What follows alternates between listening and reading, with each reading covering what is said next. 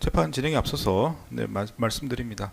이 사건은 관련 법에 따라서 중계되고 있음을 말씀을 드립니다. 먼저 출석부터 확인하겠습니다. 박성재 피고인 나오셨고요. 유한규 피고인 나오셨고, 특검에서 누가 나오셨습니까? 네, 장우성 특검보 검사 안재욱, 김건, 김성현, 정재인 각 출석하였습니다.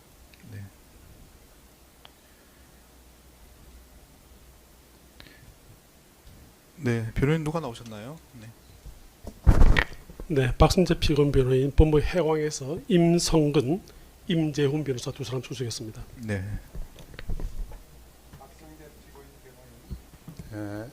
법무법인 하윤에서 정윤기, 정은정 변호사 출석했습니다.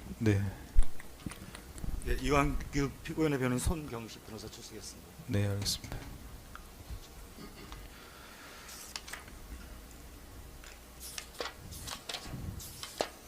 저번 공판 준비기를 진행한 바 있습니다. 오늘 공판 1회 기일입니다. 피고인들 자리에서 일어나시죠.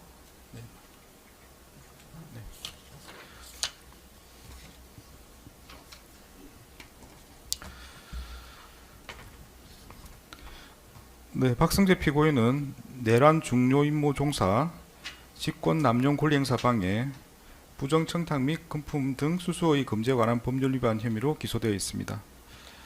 이완규 피고인은 국회에서의 증언 감정 등에 관한 법률 위반 혐의로 기소되어 있습니다. 피고인들 공소장은 다 받아보셨죠?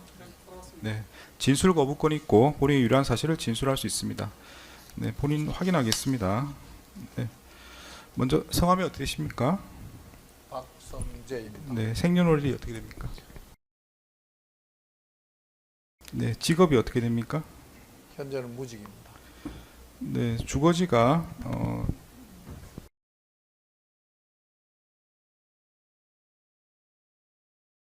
맞습니까? 예. 등록 기준지 맞습니까? 예, 맞습니다. 피고인 성함이 어떻게 되십니까? 이완규입니다. 생년월일이 어떻게 되십니까? 직업이 어떻게 됩니까? 변호사입니다. 주거지가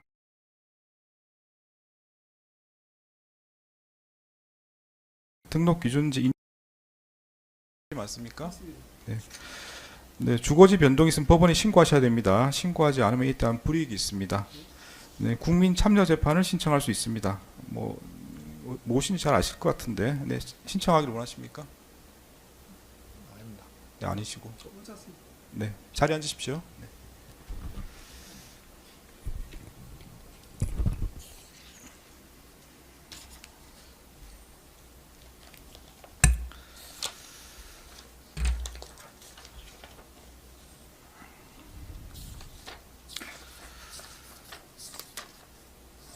오늘 절차는 공판기일에서 협의한 내용대로 진행하겠습니다. 먼저 기소요지 진술 한 30분 정도 진행될 것으로 말씀하신 것 같고요. 그 다음에 피고인별로 변호인 의견이 각 20분 정도 진행될 것으로 보입니다. 그 후에는 입증계획서를 제출하셨던데 입증계획에 따라서 어떻게 진행할지 의견을 듣고 변호인들의 의견도 확인하도록 하겠습니다.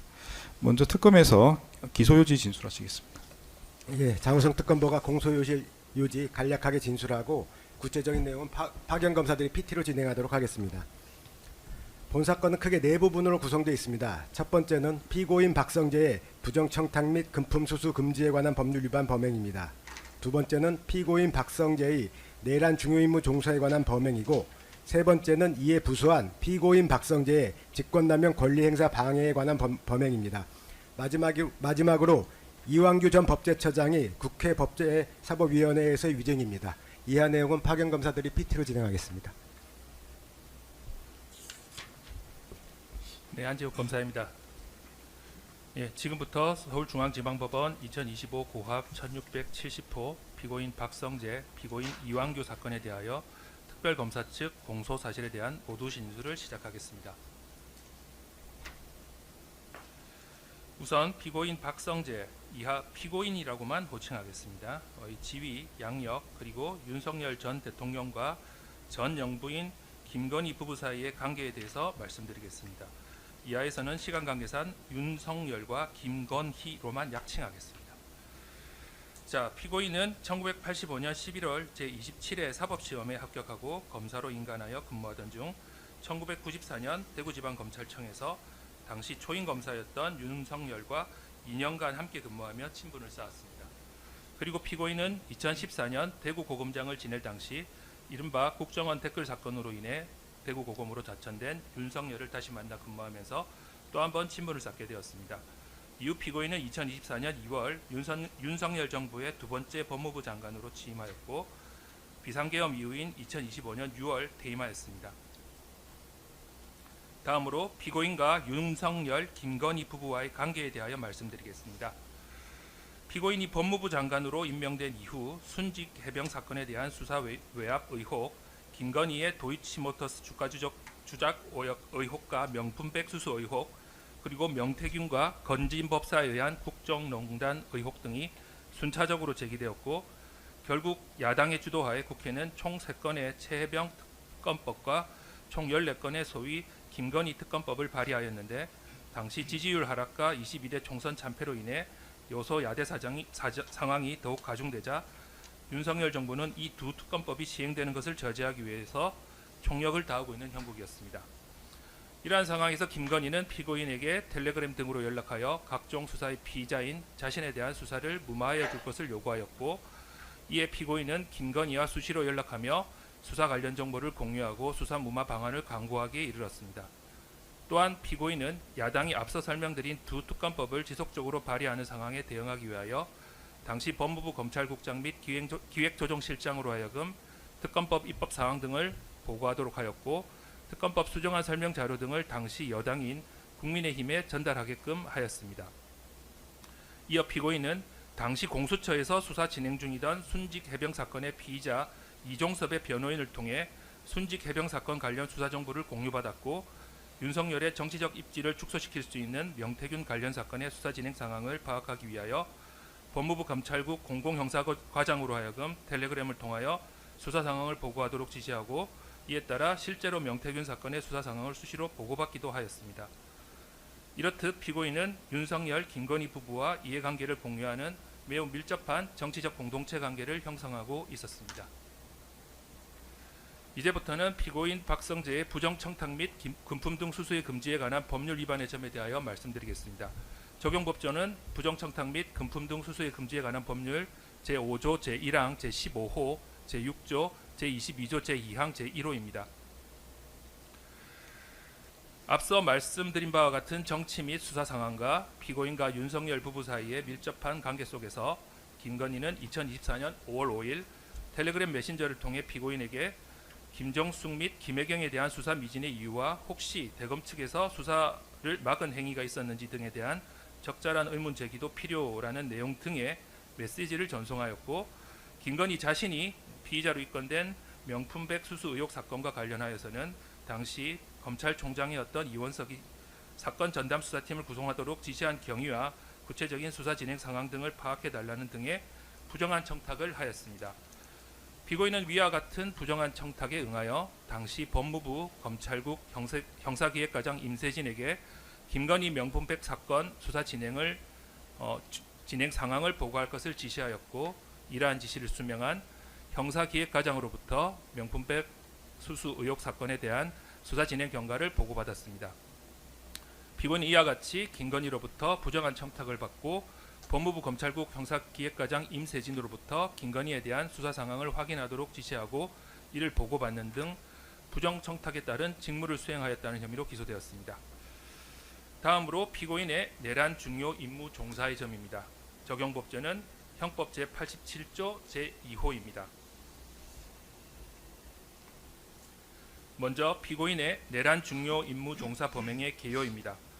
피고인이 종사한 내란 중요 임무의 첫 번째는 피고인이 12월 3일 12.3 비상계엄 선포 직후 법무부 출입국 외국인 정책본부장에게 계엄사령부의 출국 금지 요청에 대비하여 출국 금지 업무 담당자를 대기하도록 지시하였다는 것이고 두 번째는 피고인이 법무부 교정본부장에게도 계엄 포고령 위반자 등에 대한 수용 공간을 확보하기 위해 수용 현황을 확인하고 수용 공간을 마련할 것을 지시하였다는 것이며, 마지막으로 세 번째는 피고인이 비상계엄 선포 직후 법무부 간부회의에서 검찰국 검찰과장 등에게 계엄사령부의 합동수사본부에서 검사 등 인력 파견 요청이 있으면 이에 따를 것을 지시하였다는 것입니다.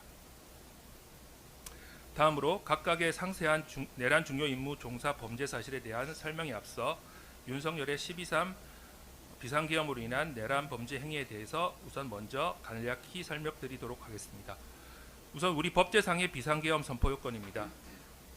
보시는 바와 같이 헌법 제77조와 계엄법 제2조는 대통령은 전시사변 또는 이에 준하는 비상사태 시, 즉 적과 교전 상태에 있거나 사회 질서가 극도로 교란되어 행정 및 사법 기능 수행이 현저히 곤란한 경우에 한하여 병력으로서 군사상의 필요에 응하거나 공공의 안녕 질서를 유지할 필요가 있을 때에만 비상계엄을 선포할 수 있다고 규정하고 있습니다. 이렇듯 우리 법제는 예외적인 상황에서 그리고 엄격한 요건 하에서만 대통령의 비상계엄 선포권을 인정하고 있는 것입니다. 그러나 윤석열은 당시 전시사변 또는 이에 준하는 비상사태가 발생하지 않았음에도 여소야대 상황에서 거대 야당이 단독으로 쟁점 법안을 처리하고 국무위원에 대한 탄핵 소추안을 연속적으로 의결하고 윤석열 정부의 주요 사업 예산까지 삭감하기에 이르자 국회의원 체포조를 운영하여 윤석열 자신이 소위 반국가 세력이라고 규정한 정치적 반대 세력, 즉 야당 국회의원 등을 체포 및 구금하고 이를 통해 계엄 해제 요구권이 있는 유일한 헌법기관인 국회를 무력화시키고 부정선거 등에 대한 증거를 확보할 목적으로 또 다른 헌법기관인 선거관리위원회를 무력으로 점거하는 등 국헌문란의 목적으로 군 병력을 동원한 비상계엄을 선포하기로 마음먹고 마침내 2024년 12월 3일 22시 27분경 전국의 비상계엄을 선포하기에 이르렀습니다. 하지만 그 비상계엄은 위와 같이 엄격한 비상계엄 선포의 요건을 충족시키지도 못하는 위법적인 것이었고, 심지어 그 과정에서 정상적인 국무회의의 심의를 거치지도 아니하는 등 중대한 절차적 하자도 있었습니다. 아울러 같은 날 23시 23분경 발령된 계엄사령부 보고령에는 헌법상 계엄 해제 요구권이 있는 유일한 국가기관인 국회에 정치활동을 금한다거나 언론과 출판이 계엄사의 통제를 받는다는 등의 자유민주적 기본질서에 반하는 위헌적인 내용이 다수 포함되어 있었고, 실제 윤석열 등은 2024년 12월 3일 22시 27분경부터 2024년 12월 4일 04시 26분경까지 군 병력과 경찰 병력을 동원하여 국회를 봉쇄하고 선거관리위원회를 장악하고 언론사 등에 대한 단전, 단수 조치까지 실시하는 등 구체적인 폭동 행위까지 실행함으로써 내란 범죄를 자행하였습니다. 이러한 내란 행위의 준비와 그 실행 과정에서 위와 같이 내란 행위의 수괴라고 할 수 있는 윤석열이 법무부 장관인 피고인에게 지시한 부분을 진술하겠습니다. 우선 계엄 선포 당일인 2024년 12월 3일 19시 41분 윤석열은 전화로 피고인을 대통령실로 호출하였고, 피고인은 같은 날 20시 14분 대통령실에 도착한 후 같은 날 20시 27분경부터 20시 36분경까지 대통령 집무실에서 윤석열 및 국방부 장관 김용현과 함께 비상계엄 조치 상황을 논의하였습니다. 이어 같은 날 20시 37분경부터 계엄 선포 직전인 21시 10분경까지는 윤석열로부터 계엄사령부 보고령과 법무부 업무 관련 지시사항이 기재된 지시문건 등을 수령하고 이후 순차 도착한 다른 국무위원들이 윤석열로부터 비상계엄과 관련된 지시사항을 수명하는 것도 지켜보았습니다. 비상계엄 선포 직전인 2024년 12월 3일 20시 27분경부터 21시 10분경 사이에 대통령 집무실에서 윤석열은 행안부 장관 이상민에게 언론사 등에 대한 단전 단수 등 지시문건을 교부하였고, 국정원장 조태용과 외교부 장관 조태열에게도 각 해당 업무 관련 지시문건을 교부하고 피고인에게 법무부 업무 관련 지시문건을 교부하는 등 구체적인 지시가 이루어졌고, 피고인은 위 문건을 수령하고 기타 윤석열의 구두 지시를 메모하는 등 윤석열의 비상계엄 관련 지시를 적극적인 태도로 수명하였습니다. 다음으로 위와 같이 윤석열의 비상계엄 관련 지시를 수명한 피고인이 구체적으로 종사한 내란 중요 임무에 대해서 말씀드리겠습니다. 비상계엄이 선포된 후 피고인은 용산 대통령실에서 나와 가천 법무부 청사로 이동하는 차량 내에서 윤석열로부터 수명한 비상계엄 관련 임무를 수행하기 위해 관련 지시사항을 법무부 간부들에게 순차로 하달하였습니다. 우선 피고인은 2024년 12월 3일 23시 3분경 당시 출입국 외국인 정책본부장이었던 배상업에게 전화하여 계엄 발생한 것을 알고 있느냐, 오고 있느냐, 빨리 와라. 계엄사로부터 출국 금지 요청이 들어올 수 있으니 출국 금지팀을 대기시켜라 라고 지시하였고, 이를 수명한 배상업은 출국 금지를 담당하는 직원들이 사무실에서 대기하게 하면서 계엄사에서 출국 금지 요청이 오면 즉시 출국 금지 조치를 진행할 수 있도록 준비하였습니다. 이렇듯 피고인은 윤석열의 정치적 반대 세력과 계엄 포고령 위반자 처단을 위해 출국 금지 제도를 이용할 수 있도록 조치함으로써 내란 중요 임무에 종사하였습니다. 이어 피고인은 2024년 12월 3일 23시 4분경 역시 가천 법무부 청사로 이동하는 차량 안에서 당시 교정본부장이었던 신용해에게 전화하여 비상계엄 상황 아래에서는 수용 공간 확보가 필요하다. 구치소 등 교정시설의 수용 현황 및 수용 여력을 파악하고 서울구치소 등의 수용 공간을 마련하라는 내용의 지시를 하달하였습니다. 이러한 지시를 수명한 신용해는 같은 날 23시 25분경 서울구치소장 김문태에게 전화하여 서울구치소 수용 현황을 확인할 것을 지시하였고, 이를 수명한 김문태는 부하 직원들에게 이러한 지시를 순차 재하달하여 서울구치소의 독거실 현황을 정리한 수용 거실 현황이라는 문건을 작성하게 하였습니다. 신용해는 23시 32분경 교정본부 보안과 보안 담당 정희동에게도 전화하여 수도권 지역 교정시설의 추가 수용 가능 인원 파악을 지시하였고, 이를 수명한 정희동은 비상계엄 대비 포고령 위반자 구금에 따른 수용 인원 조절 방안이라는 문건을 작성하여 신용해에게 보고하였습니다.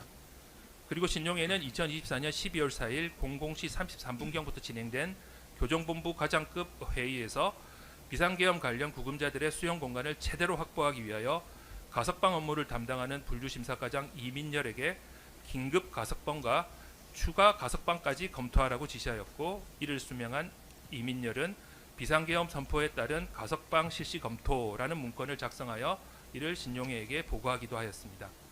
이렇듯 피고인은 윤석열의 정치적 반대 세력과 비상계엄 포고령 위반자들이 검거되면 이를 수용할 수용 공간의 여력 확인과 수용 공간 확보를 위해 신용해를 비롯한 교정본부에 관련 지시를 함으로써 내란 중요 임무에 종사하였습니다. 이어 피고인은 2024년 12월 3일 23시 55분경부터 다음 날인 2024년 12월 4일 00시 10분경까지 이루어진 법무부 간부회의에서 법무부 검찰국 소속인 검찰과장 임세진, 공공형사과장 이병주, 형사기획과장 김태영 등이 있는 자리에서 이들에게 계엄사령부 합동수사본부에 검사들을 파견해야 하니 검토하라고 지시하였고, 검찰과장 등은 예라고 답하여 이를 수명하였습니다. 또한 피고인은 위와 같은 법무부 간부회의 시작 직전인 23시 1분경, 23시 13분경 각 검찰총장 심우정에게 연락하였고, 법무부 간부회의 종료 후인 12월 4일 00시 25분경에도 심우정에게 재차 연락하였습니다. 이렇듯 피고인은 법무부 고위 간부들에게 위헌 위법한 비상계엄 선포에 따라 설립될 계엄사령부 합동수사본부에 검사를 파견할 것을 지시함으로써 내란 중요 임무에 종사하였습니다. 자, 다음으로 직권남용 권리 행사 방해의 점에 대하여 말씀드리겠습니다. 적용법조는 형법 제123조입니다.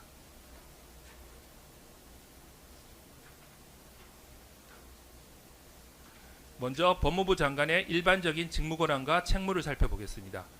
정부조직법 제35조에 의할 때 피고인은 법무부 장관으로서 검사 및 검찰 관련 사무를 통할하고 대통령 및 국무총리의 행정 각 부처의 법령에 관한 자문 등 사무를 관장하고 교정, 출입국 관리, 인권 홍보 등에 관한 사무 전반을 총괄하고 검찰총장 등 소속 공무원을 지휘 감독하는 일반적인 권한을 부여받았습니다.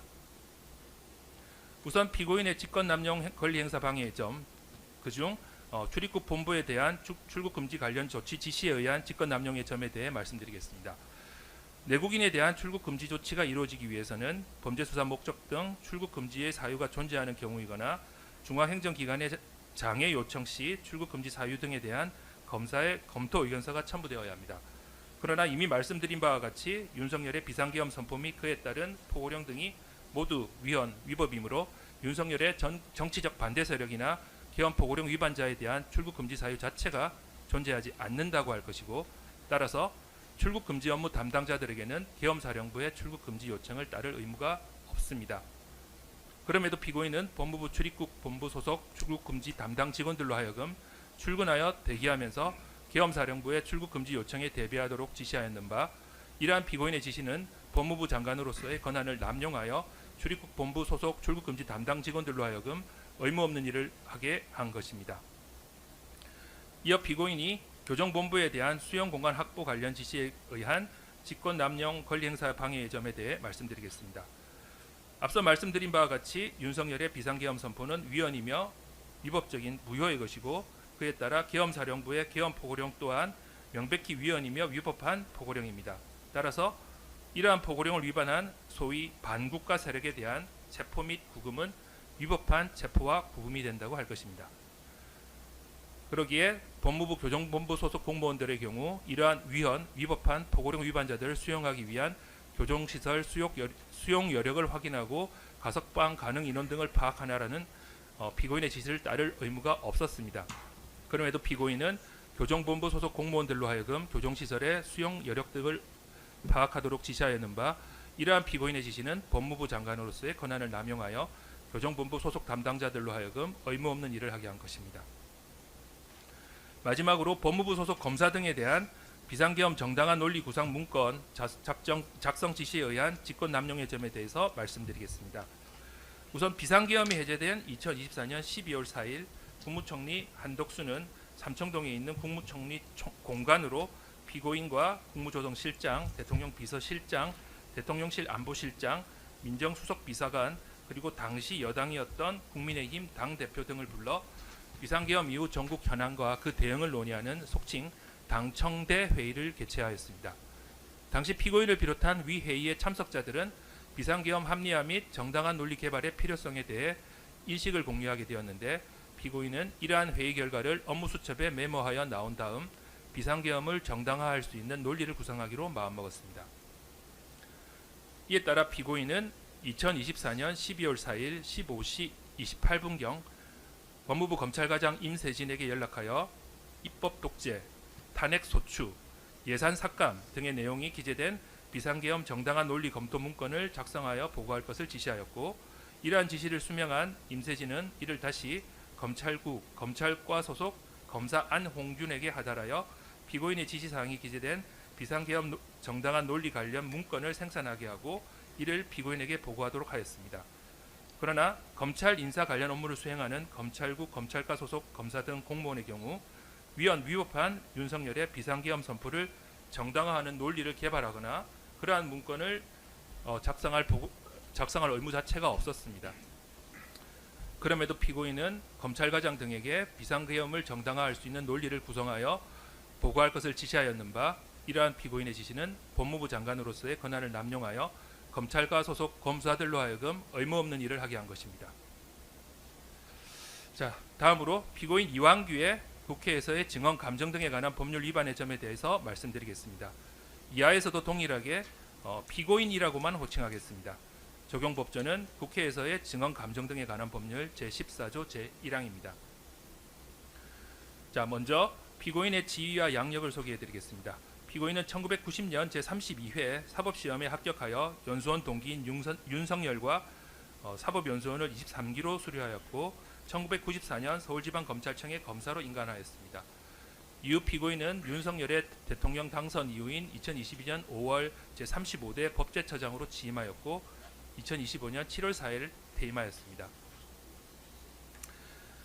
앞서 설명드렸던 2024년 12월 4일 삼청동 국무총리 공관에서 이루어진 당정대 회의 이후 법무부 장관인 박성재와 민정수석 비서관 김주현은 비상계엄의 합리화 및 정당한 논리 개발의 필요성 등을 공감하게 되었고, 같은 날 18시 32분경부터 20시 26분경 사이에 삼청동에 있는 대통령 안가에서 법제처장인 피고인, 법무부 장관 박성재, 행안부 장관 이상민, 대통령실 민정수석 비서관 김주현, 그리고 대통령실 법률비서관 한정화 등 총 5명의 법조인 출신들이 모여 비상계엄 관련 대응 방안 등을 논의하게 되었습니다.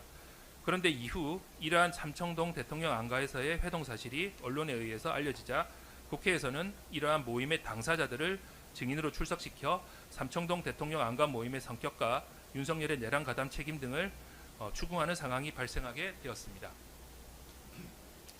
피고인은 2024년 12월 11일 국회 법제사법위원회 회의실에서 열린 법제사법위원회 증인으로 출석하여 선서한 다음 12월 4일 삼천동 안가 모임은 단순한 저녁 식사 자리였고 그 참석자는 박성재, 이상민, 김주연, 피고인 이렇게 총 4명뿐이었으며 계엄 후속 조치 등을 논의하지도 아니하였다는 취지로 증언하였습니다. 그러나 앞서 말씀드린 바와 같이 12월 4일 삼청동 안가 모임의 경우 그 성격이 단순히 지인 간의 사적 모임이 아닌 비상계엄 관련 대응 방안 등을 논의하기 위한 공적 성격의 모임에 해당하였고 당시 모임에는 대통령실 법률비서관 한정화까지 총 5명이 참석하였을 뿐만 아니라 위 모임에서 위 5명의 참석자들은 당시 비상계엄 관련 향후 대응 방안을 논의하기도 하였습니다.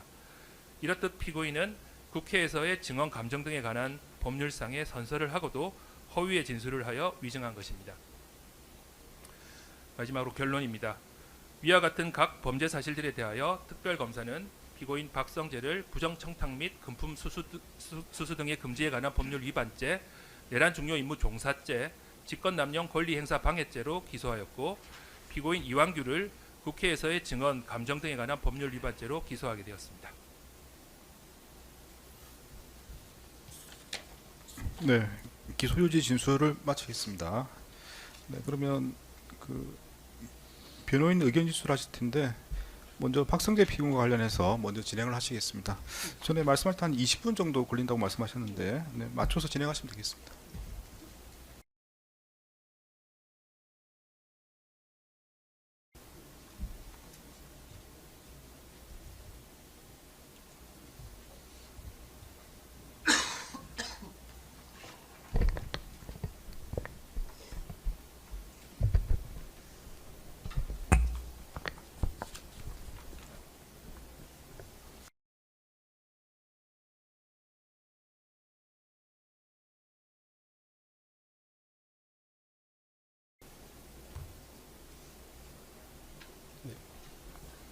네, 진행하시죠. 네, 피고인 박성재 변호인 법무해공의 임성근 변호사입니다.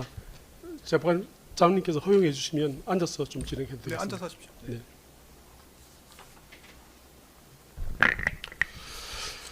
네, 상세한 것은 지난 1월 14일에 제출한 의견서로 대처하기로 하고 간략히 요지만 말씀드리겠습니다. 먼저 이 사건 공판에 임하는 피고인의 입장을 간략하게나마 밝히고자 합니다.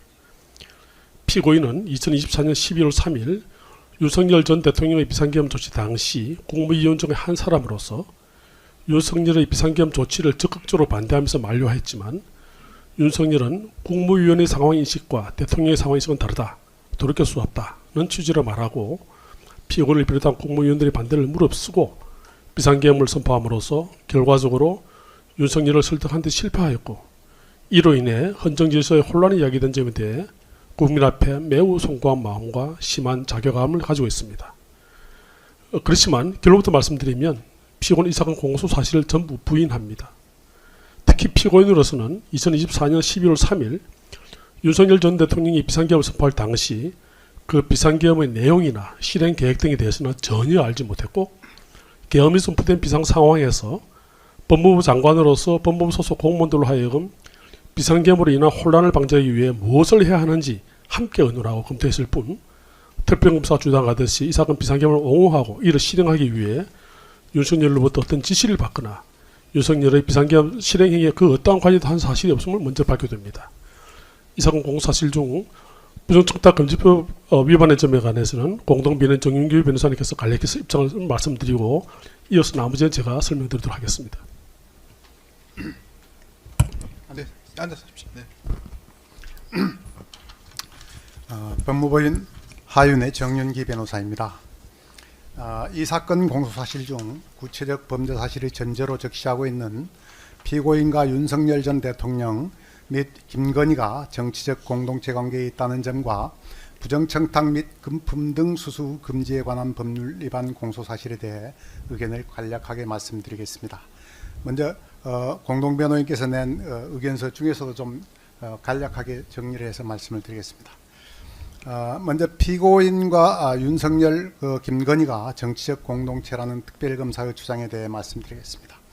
특별검사는 피고인과 윤석열, 김건희가 정치적 공동체라는 논거로 첫째, 당시 검찰에서 김건희에 대해 수사 중인 사건 등과 공수처에서 윤석열 등에 대해 수사 중인 사건 등에 대해 야당에서 발의한 특검법안에 대한 윤석열 정부의 제의 요구권 행사, 둘째, 김건희의 피고인에 대한 수사 무마 요구, 셋째, 피고인의 특검법 입법 저지, 넷째, 피고인의 맹태균 관련 수사 상황 보고 지시 등을 들고 있으므로 간략하게 보기로 하겠습니다.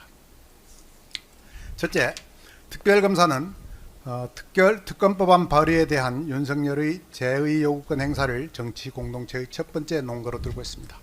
그러나 제의 요구권 행사는 대통령의 고유 권한으로서 피고인과는 무관하며 특별검사가 제출한 증거 기록 어디를 살펴보아도 특검법에 대한 제의 요구권 행사가 피고인과 윤석열, 김건희의 정치적 공동체 관계에서 비롯된 것이라거나 어떤 연관성이 있다는 점을 인정할 아무런 증거가 없고 피고인이 자신이나 윤석열, 김건희 등의 사적인 이해관계를 추구할 목적으로 법무부 장관으로서의 권한을 행사한 사실이 없다는 점을 분명하게 말씀드립니다. 둘째, 특별검사가 정치공동체의 두 번째 논거로 들고 있는 김건희가 피고인에 대해 자신에 대한 수사 무마를 요구하였다는 점에 대해서 보겠습니다.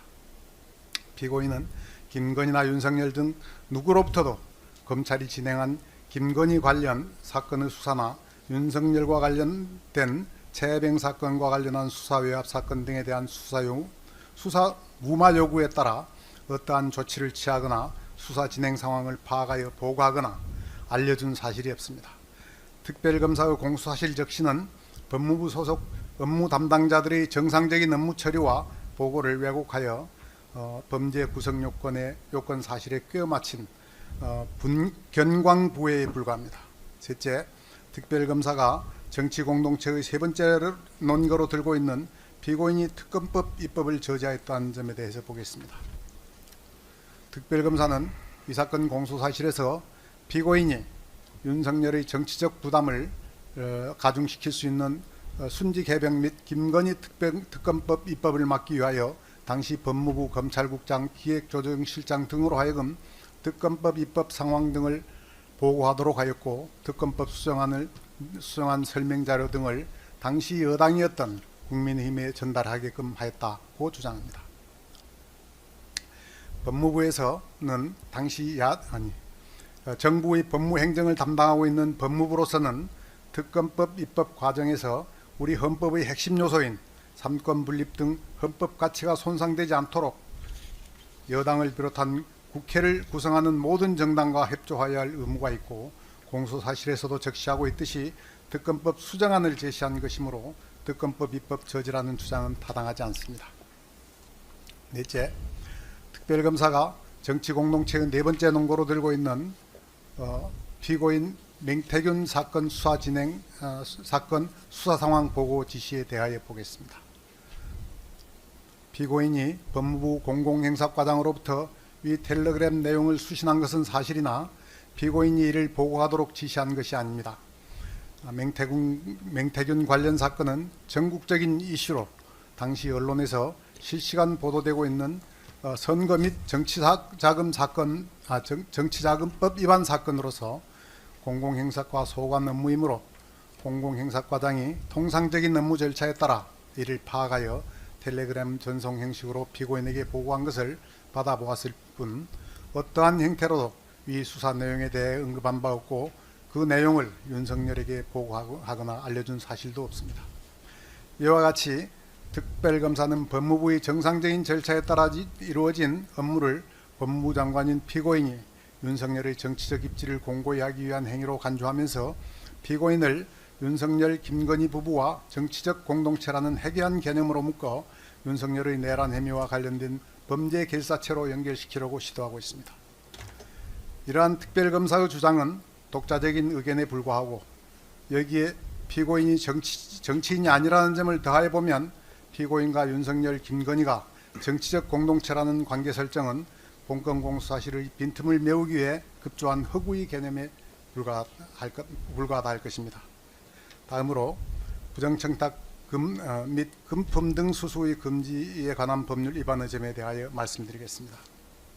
우선 김건희가 피고인에게 청탁을 위해 전송하였다는 2024년 5월 5일자 2개의 메시지는 김건희가 일방적으로 보낸 것이고 그 내용도 자세히 살펴보면 도저히 명품백 수수 의혹 사건의 구체적인 수사 진행 상황 등을 파악하도록 청탁한 것으로 인정하기 어렵습니다. 그럼에도 특별검사는 김건희가 피고인에게 텔레그램 메시지를 전송한 후 행사기획과장이 김건희의 명품백 수수 의혹 사건 관련 언론 보도 내용을 확인하여 보고한 사실을 왜곡하여 김건희가 피고인에게 명품백 수사 진행 상황 파악과 관련한 부정한 청탁을 한 것으로, 그리고 피고인이 행사기획과장으로부터 명품백 수수 의혹 관련 수사 진행 상황을 보고받은 것을 부정한 청탁에 따라 직무를 수행한 것으로 각 범죄 사실을 구성하여 공소를 제기한 것입니다. 공소 사실에 적시된 명품백 수수 의혹 관련 수사 진행 상황 보고는 김건희의 부정한 청탁과는 무관하게 언론에 보도된 중요 사항에 대해 그 업무를 담당하는 행사기획과장이 법무부 장관인 피고인에게 정상적인 업무 절차에 따라 보고한 업무로서 특별검사의 주장처럼 피고인이 김건희로부터 부정한 청탁을 받고 그에 따라 직무를 수행한 경우에 해당하지 않습니다. 결국 이 부분 공소사실은 범죄의 증명이 없는 때에 해당하므로 형사소송법 제325조 후단에 의하여 문제가 선고되어야 된다고 생각합니다. 이상입니다. 감사합니다. 네, 임성근 변호사입니다. 이어서 내란 중요임의 종사점에 대해서 말씀드리겠습니다. 우선 이 사건 공소장 23면에서 23면에 기재된 비상계엄의 사전 모의 및 준비에 관한 사항을 살펴보면 그 자체로 피고인은 아무런 관여 없이 윤석열과 김용현 등이 비상계엄을 논의한 것임을 특별검사 스스로 인정하고 있습니다. 피고인 이 사건 당일인 2024년 11월 3일 오후 7시 40분경 전식사를 하고 있던 중 윤석열로부터 대통령실로 들어오는 전화를 받고 식사를 마친 후 같은 날 오후 8시 15분 대통령실에 도착해서 오후 8시 30분경에 대통령 집무실에 들어갔습니다.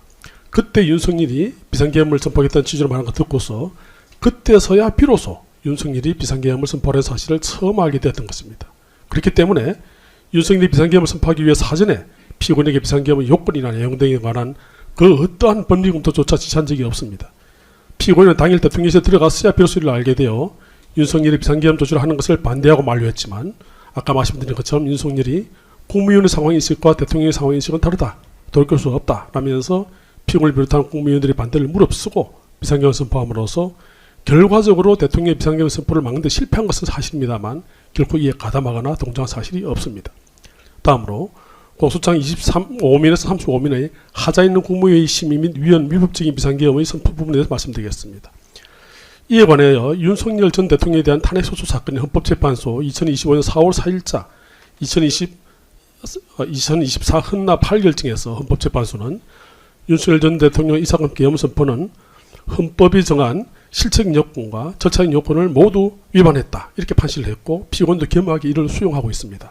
또한 현재 귀법원에서 진행 중인 관련 사건인 윤석열 등에 대한 내란 사건 또는 김용현 등에 대한 내란 중임의종 사건에서 법원이 내리는 이에 관한 법적 판단 그리고 이 사건에서 귀재판에서 내리는 법적 판단에 따르겠다는 겸허한 마음을 갖고 있습니다. 그렇기 때문에 피고인은 뒤에 설명드리는 증거에 관한 의견에서 윤석열, 김용현과 전 국무총리 한덕수, 이상민 전 행정안전부 장관을 비롯한 국무위원들의 진술 그리고 국회, 선거관리위원회 등에 출동하는 군인이나 경찰관들의 진술은 증거라면 모두 동의하는 것입니다.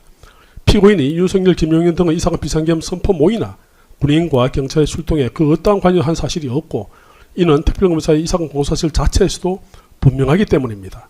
다만 증거 능력이 있는 증거에 의하여 엄격한 증명이 요구되는 형사사건의 증거법칙에 따라 귀재판부에서 특별검사가 제출하는 증거들에 의하여 공소사실에 주장하는 사실관계가 합리적 의심의 여지 없이 증명되지 여부를 존경하는 재판장님께서 엄격하게 판단해 주시기를 간곡히 바랍니다. 이와 관련해서 피고인이 마치 윤석열 전 대통령의 비상계엄 선포 행위를 정당화시켜주기 위해 국무회의를 개최하는 형식을 취해 준 것이라는 취지의 특별검사 취지의 주장 또한 전혀 사실과 다릅니다.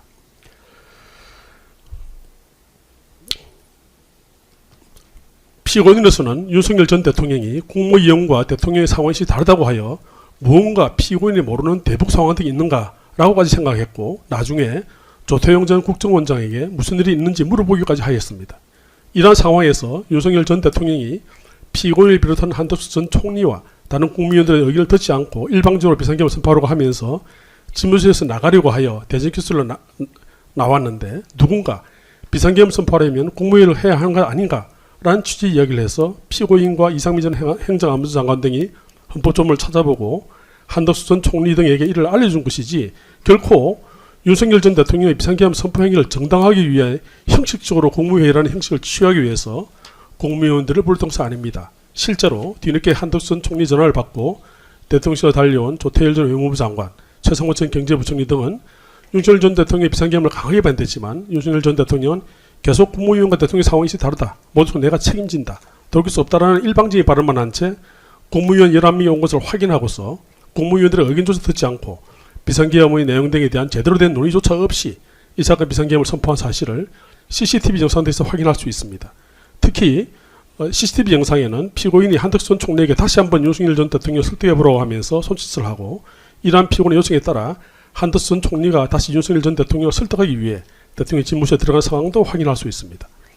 이러한 CCTV 영상이나 당시 위자료 참석한 여러 관계자들의 진술에 비춰보더라도 피고는 이 사건 비상계엄의 선포에 동조하거나 윤석열 전 대통령으로부터 법무부 관련 지시사항 문구를 받았다는 특별검사의 주장은 전혀 사실과 다르다는 점을 분명하게 밝혀둡니다. 이 사건 공사실 중 내란 중임의 종사의 점에 관한 결론부터 말씀드리면 피고인에게 국문라의 목적이 있다는 점을 인정할 만한 증거가 없습니다. 지금 피고인에 대한 공사실 중에 첫째, 법무부 출입국 외국인 정책본부장 배상학의 출국 금지 관련 조치를 지시한 행위. 둘째, 법무부 교정본부장 신용회계에 구치소 등 교정소실의 수용 현황 및 여력을 파악하러 지시한 행위. 셋째, 법무부 검찰과장 임세정에 전화해서 법무부 간부에서 합동수사본부 검사 인력 파견 지시를 내는 점을 내란의 중임의 종사에 해당한다고 주장하고 있습니다. 그러나 이 부분도 실체적 사용과 다를 뿐만 아니라 이 사건 증거에 나타난 피고인 행위 자체에서도 국헌문란의 목적이 보였다고 볼 수는 없습니다.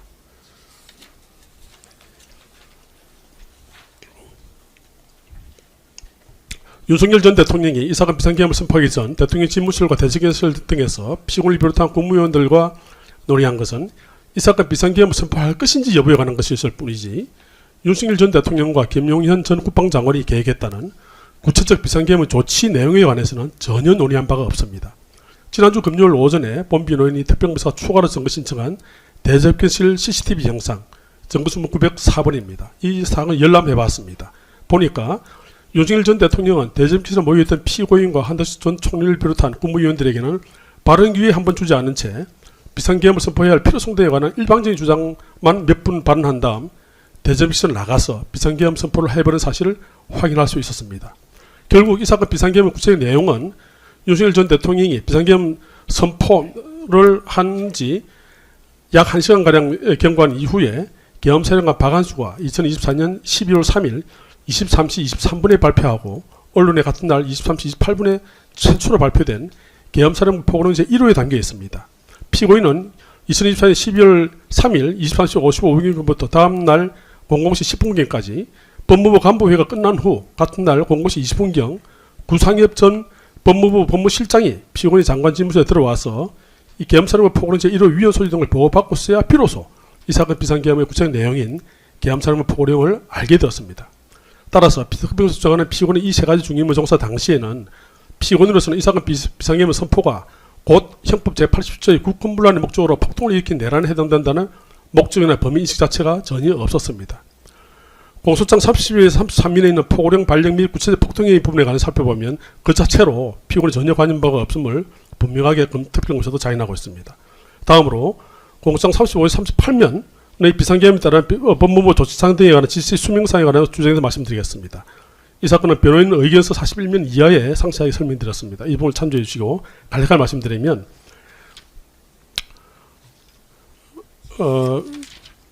이 자체도 보게 되면 공사실 중 1항은 윤석열과 김용현 등의 공모해서 비상계엄을 발령하고 계엄사령부 포고령 1호를 발령했다는 것이고 그쪽에 따르더라도 피고인이 사전에 이에 가담하거나 그 모에 관여했던 사실이 없다는 점은 공사실 기자 자체로도 명백합니다. 특히 김영현 전 국방장관의 헌법재판소 증언과 수사기관 진술 등에 따르더라도 이른바 지시사항을 전달한 명단에 피고인이 빠져 있습니다. 특별검사는 CCTV 영상에서 마치 피고인이 두 개의 문건을 가지고 있는 듯이 보이므로 그중 하나가 계엄포고령이고 다른 하나는 지시문건이라는 취지로 주장하고 있습니다. 그러나 피고인이 계엄포고령과 지시문건을 윤석열 전 대통령이 받았다는 사실은 특별검사가 합리적 의심의 여지가 없을 정도로 엄격한 증명이 있는 증거에 의해서 증명이 될 상황입니다. 그런데 저희가 열람한 CCTV 영상으로는 도저히 확인이 불가하고 의혹제기 이상의 이를 인정할 만한 증거는 증거기록 그 어디에도 찾아볼 수 없었습니다. 특히 당시 대통령 집무실과 대정기실에 함께 있었던 그 누구도 피고인이 윤석열 전 대통령으로부터 계엄포고령과 지시문건을 받는 것을 보았다는 사람은 단 한 명도 없습니다. 존경하는 재판장님께서 이 부분에 관해서 과연 합리적 의심의 여지 없이 특별검사 주장하는 바와 같이 피고인이 윤석열 전 대통령으로부터 계엄포고령과 지시문건을 받았음을 인정할 수 있는지 엄격하게 판단해 주시기를 간곡히 바랍니다.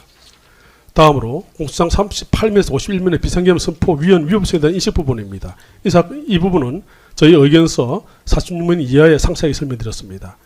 이 부분에 대해서는 피고인이 2024년 9월 6일 국회 예결위에서 국민의힘 소속 구자근 의원에 대한 질의에 답변해서 계엄의 효력을 갖기가 어려울 것 같습니다 라고 답변한 것은 설령 대통령이 헌법 77조 1항에 따라 비상계엄을 선포하더라도 약 190석에 달하는 야당 의석수를 감안할 때 헌법 77조 5항에 따라 비상계엄 해제를 의결하면 대통령이 계엄을 해제하므로 현실적으로 계엄으로서의 효력을 갖기가 어렵다는 취지의 원론적인 발언일 뿐입니다. 이 부분에 관해서는 피고인의 입장을 이미 제출해드린 의견서 46에서 72면에 상세히 설명드렸으므로 이 부분을 참조해 주시고 이 자리에서는 생략하겠습니다. 다음으로 이상 공사실 중에 피고인의 구체적인 실행 행위라고 주장하는 출국 금지 관련 조치, 지시 금지 부분에 관한 피고 입장을 설명드리겠습니다. 이상 공사실 중 비상계엄 선포가 국회 활동을 정지시키는 조치를 수반할 수밖에 없다는 주장 자체는 제3하고 헌법과는 달리 현행 헌법상으로는 비상계엄을 실시하더라도 국회 기능 정지는 할 수 없음이 헌법 77조 제3항과 제5항에 따라 분명한 이상 국회 기능 정지가 비상계엄에 필연적으로 수반된다는 특별검사의 주장은 그 전제부터 잘못된 것이라 아니할 수 없습니다. 이 사건에서 비상계엄의 구체적 내용, 즉 계엄사령부 포고령 제1호의 구체적 내용에 관해서는 피고인이 그 포고령 문건을 사전에 받았다는 특별 주장을 인정할 만한 증거가 없으면 앞에서 설명드린 바 같습니다. 이러한 위헌적 내용이 계엄사령부 포고령 제1호에 들어가는 사실을 피고인이 포고령 발표 이전에 알았다거나 알 수 있다고 볼 수 없기 때문입니다. 다음으로 피고인이 2024년 12월 3일 23시 01분경 배상업에 전화를 한 것은 배상업이 비상계엄 선포서를 알고 있는지 그리고 업무부 감호회의 등을 해야 하니 빨리 법무총사 출근하라고 했을 뿐이지 계엄사로부터 출국금지 요청이 들어올 수 있으므로 출국금지팀을 대기시키라 하는 지시를 한 적이 없습니다. 배상업의 진술에 관한 신빙성이 없다는 점은 저희 의견서 73에서 86까지 상세히 설명드렸으므로 이 부분을 참조해 주시기 바랍니다. 둘째, 특별수사 피고인 내란 종사 혐의로 주장하는 부분은 공상 52에서 56면의 수용공간 확보 지시 부분이므로 이 부분에 대해서 피고인 입장을 설명드리겠습니다. 피고인의 신용회에 2024년 11월 3일 23시 04분경 용산 대통령실에서 과천법무처 청사를 폭행한 차량 안에서 공사실 기자와 같은 수용 현황이나 이력을 파악하는 취지로 말하면서 서울구치 등의 수용공간을 마련하고 지시한 사실이 전혀 없습니다. 이에 관한 신용회의 검찰심을 모두 살펴보더라도 신용회는 일관되게 자신에게 뭘 해야 하는지 물어보는 취지로 말했을 뿐이지 수용공간을 미리 확보하라는 취지의 지시는 없었다는 점을 일관되게 지수하고 있습니다. 이에 관한 상세한 사항은 저희 의견서 81에서 92면을 참조주시기 바랍니다.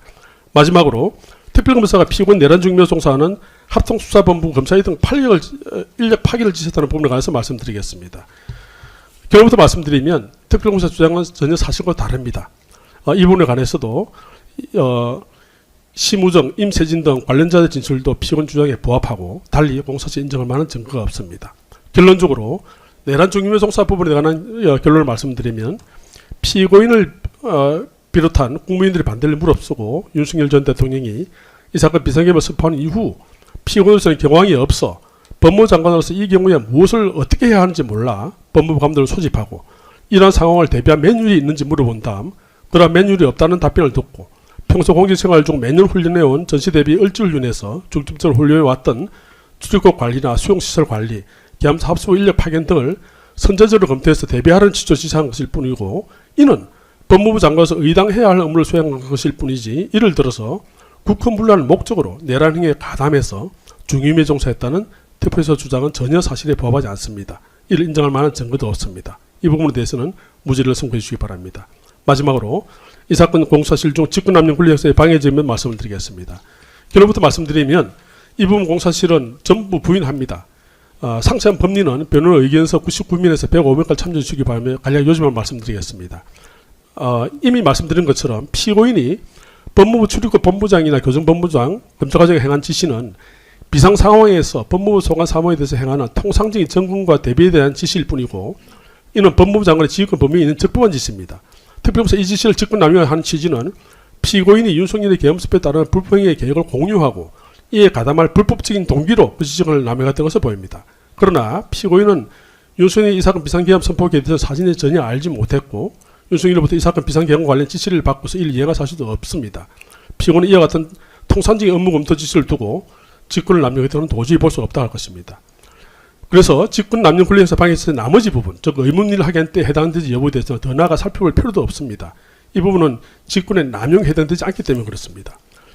피고인의 지시를 받은 출입국 본부장과 교정본부장이 소속 직원들에게 지시해온 일은 비상계엄과 같은 비상 상황이 되면 통상적으로 행해지는 점검과 대비 행위일 뿐이고 법무장관의 적법한 지시에 따라 해야 할 의무가 있는 일을 할 것이기 때문에 법리에 비추게 되면 피고인이 소속 공무원들에게 의문일을 한 것으로 도저히 평가할 수 없습니다. 자본장이 잘 아시는 것처럼 대법원 2020년 1월 30일 선고 2018도 2236 전후아버지 판결에서 보게 되면 공무원과 비공무원 일반 사인의 경우를 달리 판단한다는 판시를 한 바 있습니다.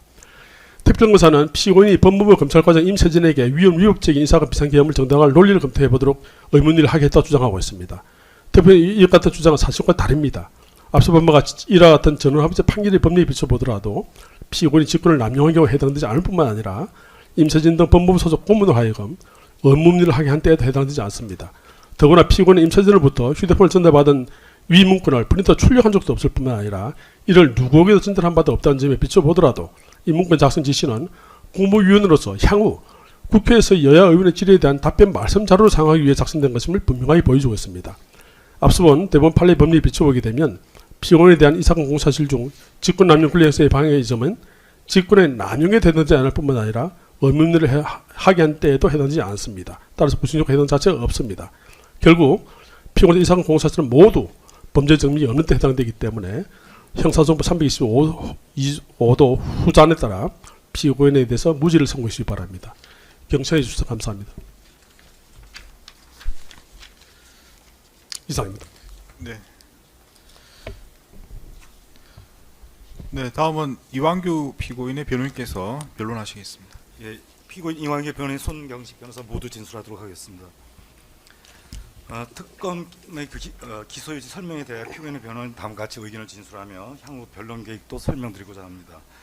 첫째, 피고인은 내란 특검법의 특별검사 임명 절차 규정이 대통령의 임명권과 행정권을 침해할 권력 분립에 반하고 적법 절차에 반한다는 등의 이유로 위헌법률 심판 재청 신청을 하였습니다. 위헌의 법률에 따라 임명된 특별검사 이 사건 공소 제기도 부적법하다는 의견입니다. 둘째, 피고인에 대한 이 사건 국회의 고발 사건은 내란 특검법상 특검의 수사 범위에 해당하지 않는다는 점을 강조드리는 바입니다. 피고인의 변호인의 1월 16일자 변호인 의견서에 상수를 하였는데 그 요지만 말씀드리겠습니다. 피고인은 계엄의 선포 과정에 관여한 바가 없고 계엄이 해제된 후에 저녁 모임을 한 것일 뿐이므로 내란 특검법 제2조 1항 1호부터 8호 수정에 범죄 혐의 사건에 해당하지 않음은 문헌상 명백합니다. 또한 위 제1항 9호는 1호부터 8호까지 사건과 관련하여 범인 도주, 은닉 등 또는 재판 및 수사를 방해하거나 지연을 했다는 범죄 혐의 사건을 규정하고 있는 바 피고인의 저녁 모임이 이에 해당하지 않는 점도 문헌상 명백합니다.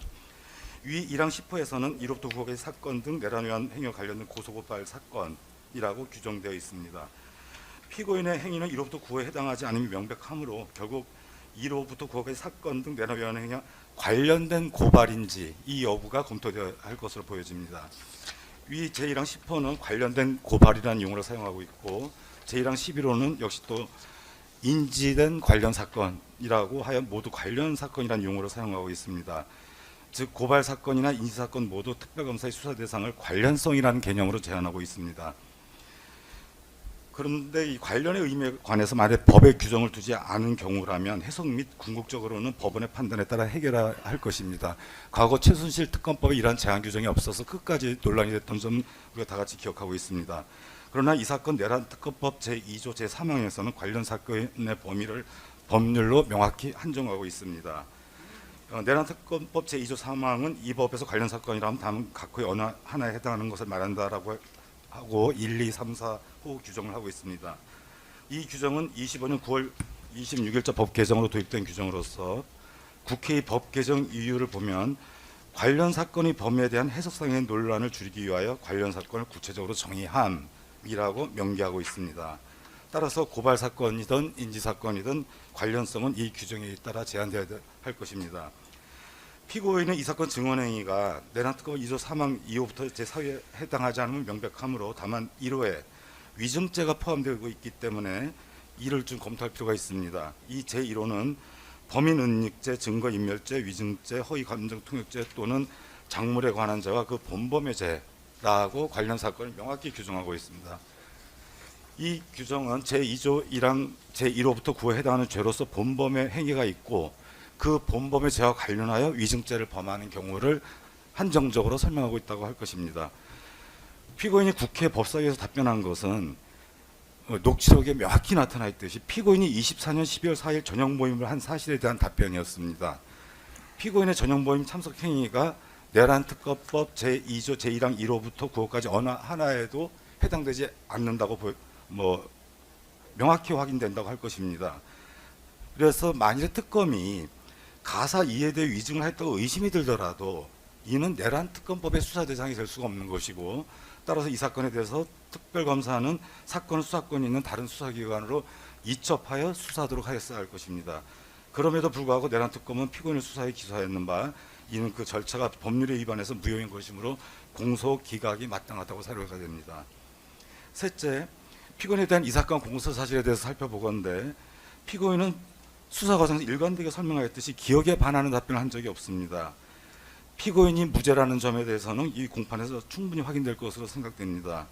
다만 특별검사의 공소사실과 관련해서 만약 공소 유지가 이뤄진다면 재판 진행의 필수적인 최소한의 보완, 공소장 정리가 필요하다고 사료대에 함께 말씀드리고자 합니다. 공소장에 기재된 피고인의 위증 범죄 사실은 두 가지인데 하나는 피고인이 법률 비서관 한정화 등 5명이 함께 있었음에도 불구하고 그 한정화를 뺀 4명만 참석하였다는 취지로 증언하여 위증을 했다는 점, 또 이날 모임이 비상경 관련 향후 대응 방안을 논의하는 공적 모임이 아니라 사적인 친목 모임이었다는 취지로 증언하여 기억에 반한 허위 위증하였다는 이 두 가지입니다. 이 전자 즉 참석자의 수에 관해서는 향후 변론 과정에 자세히 설명드릴 것이며 또 이미 1월 16일자 피고인의 변호인 서면에서 설명드린 바 있는데 그 요지는 피고인이 명확히 인식하고 있었던 저녁 모임 대상자는 장관 차관급 4명이었습니다. 애초에 연락받은 것도 그렇고 당시 피고인은 한정화를 모임 참석자가 아니라 그 상관이 민정수석의 수행원으로 인식하였다라는 점에 있습니다.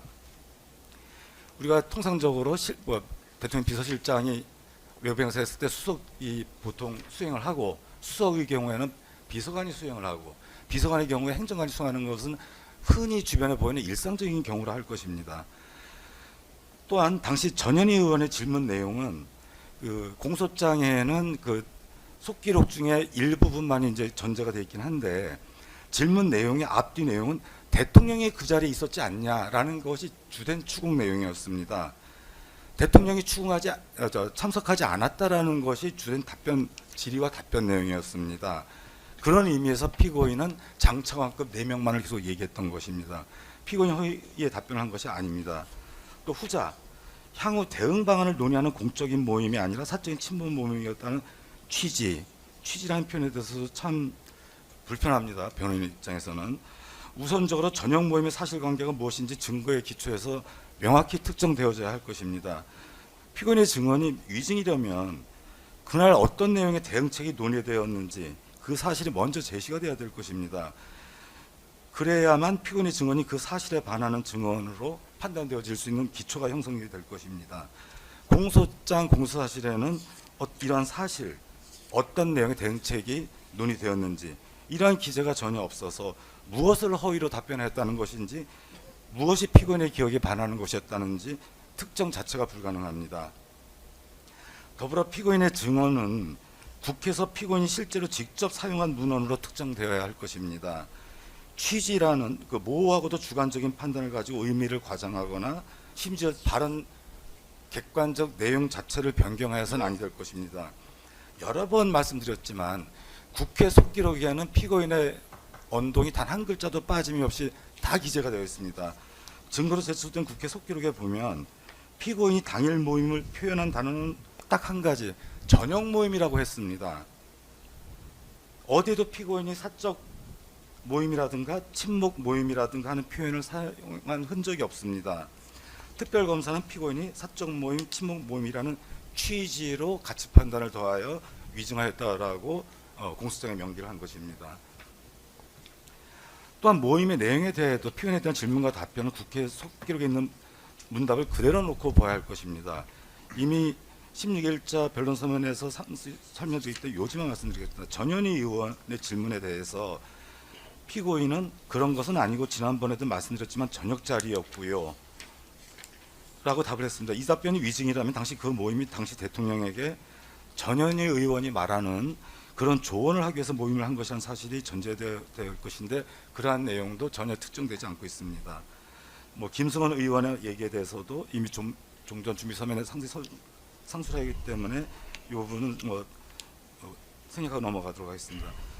결국 피고인은 당시 계엄 선포의 과정에 대해 아무것도 모르고 있었기 때문에 그 상황에서 어떻게 대응 방안을 논의할 수 있었겠는가라는 그 상황에 대한 답변을 하고 있었던 것입니다. 피고인을 비롯한 참석자들이 모두 계엄 선포 과정에 대해서 알고 있는 사람이 없었으므로 심지어 용산 내의 법률 전문가인 민정수석도 전혀 몰랐다는 거 아닙니까? 이런 답답한 마음에 탄식하던 상황을 답변한 것이며 이 증언이 위증이려면 당시 어떤 대응 방안이 실제로 논의가 되었는지 사실로 확인되어야 할 것인데 공소장 어디에도 그런 내용이 없습니다. 사실 또 어떤 대응 방안이 논리적으로 가능하겠습니까? 아무리 생각을 해봐도. 넷째, 특별검사는 이 사건 전용 모임을 공적 모임이라고 규범적 의미를 부여하면서 피고인이 사적 모임이라는 취지로 위증하였다라고 주장하고 있습니다. 그러나 공무원들이 모였다고 해서 공적 모임이 되는 것은 아닙니다.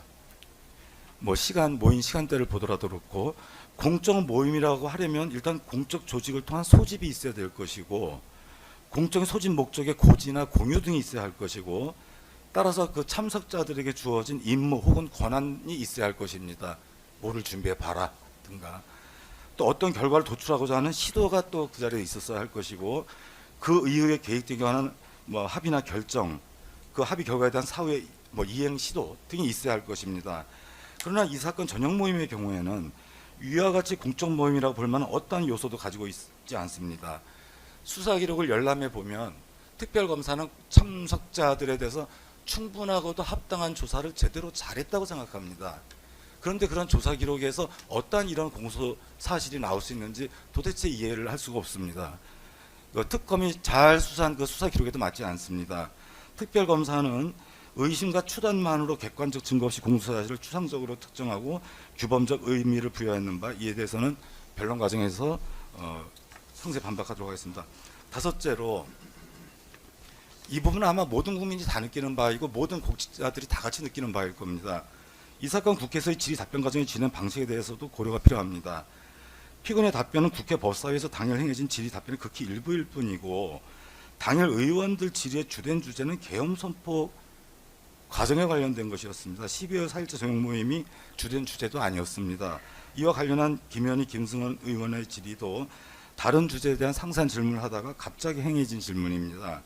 그리고 본편에 강조드리고 싶은 부분은 녹취록을 봐서도 알 수 있고 우리가 항상 국회의 그 질의응답을 보면 알 수 있듯이 의원의 질의 시간이 제한된 가운데 그 질의에 있어서도 주로 의원이 말을 많이 합니다. 답변자가 설명하려 들면 바로 시간 제한 등으로 답변을 차단하거나 의원이 바로 말을 자르고 들어오는 방법으로 답변 자체를 가능하지 않게 합니다. 이러한 방식을 이 사건의 몇 글자 안 되는 피고인의 진술 내용을 판단함에 있어서 이러한 방식으로 진행됐다는 점도 반드시 고려될 요소라고 사료됩니다. 앞에서 설명드린 피고인 및 본 변호인의 의견은 이 사건 수사 기록 안에서 그리고 오랜 기간의 사법제도 운영을 통해서 정립된 합리적이고 전통적인 법률 해석을 통해서 우리 법원의 법해석 원칙에 의해서 충분히 증명 가능하고 설명 가능하다고 사료가 됩니다.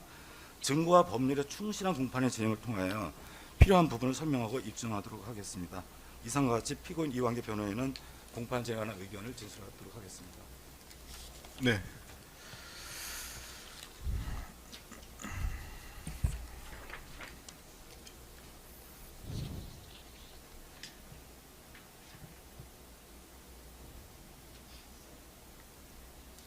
네, 변호인 변론을 마치고 공판 준비 길에 나왔던 이야기 중에 몇 가지를 먼저 확인한 후에 그 다음에 제출한 서면들 쭉 확인하겠습니다. 그리고 마지막으로는 입증 계획에 대해서 쭉 들어보고 변호인들 의견을 들어서 정리하도록 하겠습니다.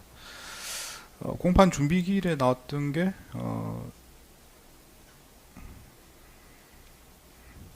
뭐 서면 내시면서 뭐 비공개 증거는 다 확인하셨다고 다 서면 내셨더라고요. 네, 확인하셨고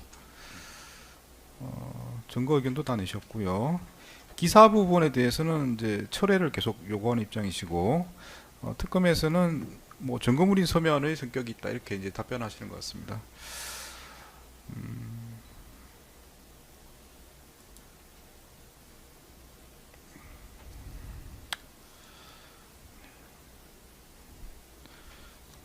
네, 그리고 이완규 피고인 측에서는 이제 분리 계속 희망하시는 것 같고요. 예, 그렇습니다.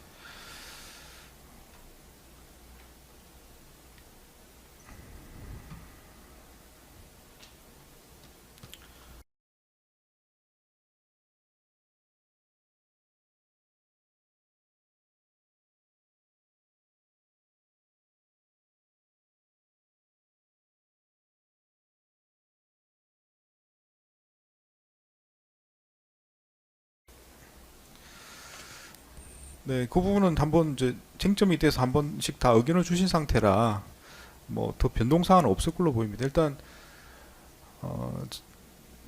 증거 신청은 기사 부분도 하시는 거죠? 네.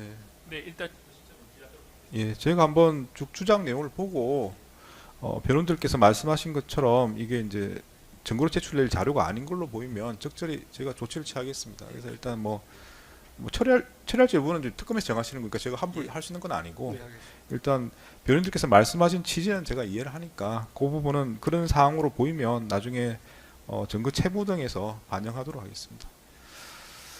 네, 분리 부분과 관련해서 좀 이따가 뭐 서면 등을 좀 더 확인한 다음에 그때 말씀을 드리겠습니다. 제출된 서면 보겠습니다.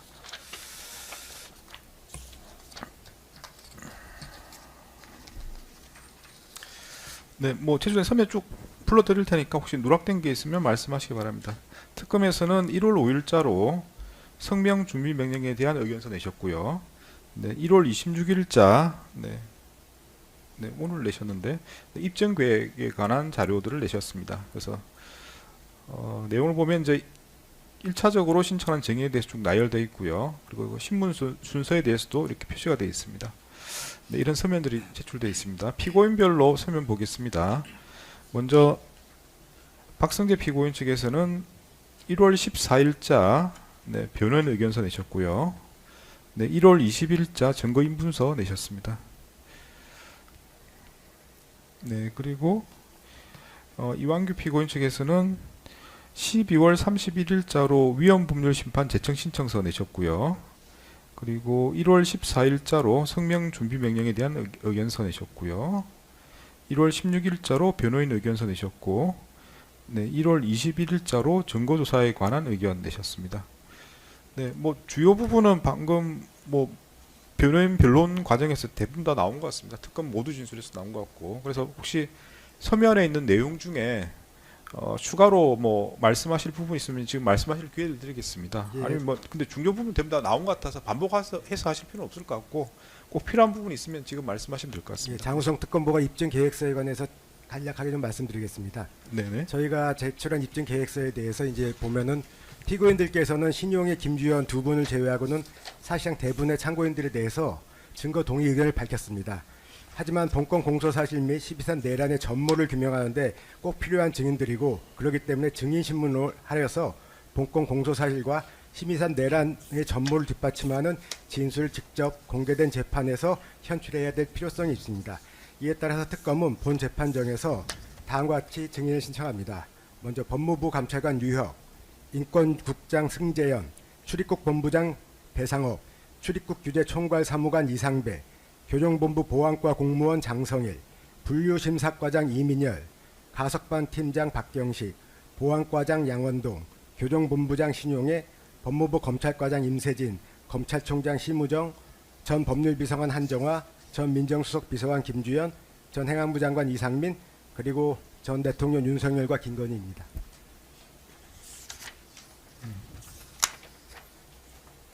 네, 이 부분은 뭐 안 그래도 한번 확인해 볼 건데 일단 먼저 말씀하셨고요. 네, 피고인 측에서 혹시 제출된 서면과 관련해서 추가로 뭐 변론하실 게 있으시면 변론하실 기회를 드리겠습니다. 네, 먼저 박승재 피고인 관련해서 혹시 뭐 추가로 말씀하시겠습니까? 제출된 서면과 관련해서 추가로 말씀하신 게 없고 드릴 건 없고 오늘 금방 말씀하신 입증 계획에 대해서 나중에 재판장님께 말씀을 기회를 주시면 그때 말씀드리겠습니다. 아, 네, 알겠습니다. 네. 네, 그러면 그 이완규 피고인 측에서 제출된 서면과 관련해서 혹시 뭐 예, 종전 모두 진술서 다 말씀을 드렸고 역시 성 변호인과 마찬가지로 입증 개입과 관련해서 재판장님께서 지휘하시는 바에 따라 의견을 진술하도록 하겠습니다. 네, 알겠습니다.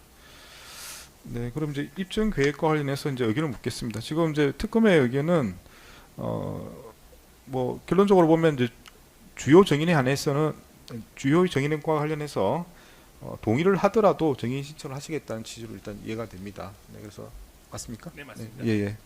그래서 이제 거기에 대한 의견을 한번 들어보겠습니다. 들어보고 혹시 의견이 다르면 뭐 결국 뭐 저희 재판부에서 정할 수밖에 없긴 한데 일단 의견 한번 들어보겠습니다. 네. 네, 박승재 피고인 변호인 측에서 먼저 말씀을 드리겠습니다. 그래서 오늘 입증 계획 1차 정인 신문 신문 순서 이 부분에 대해서 피고인 박승재의 입장을 말씀드리겠습니다.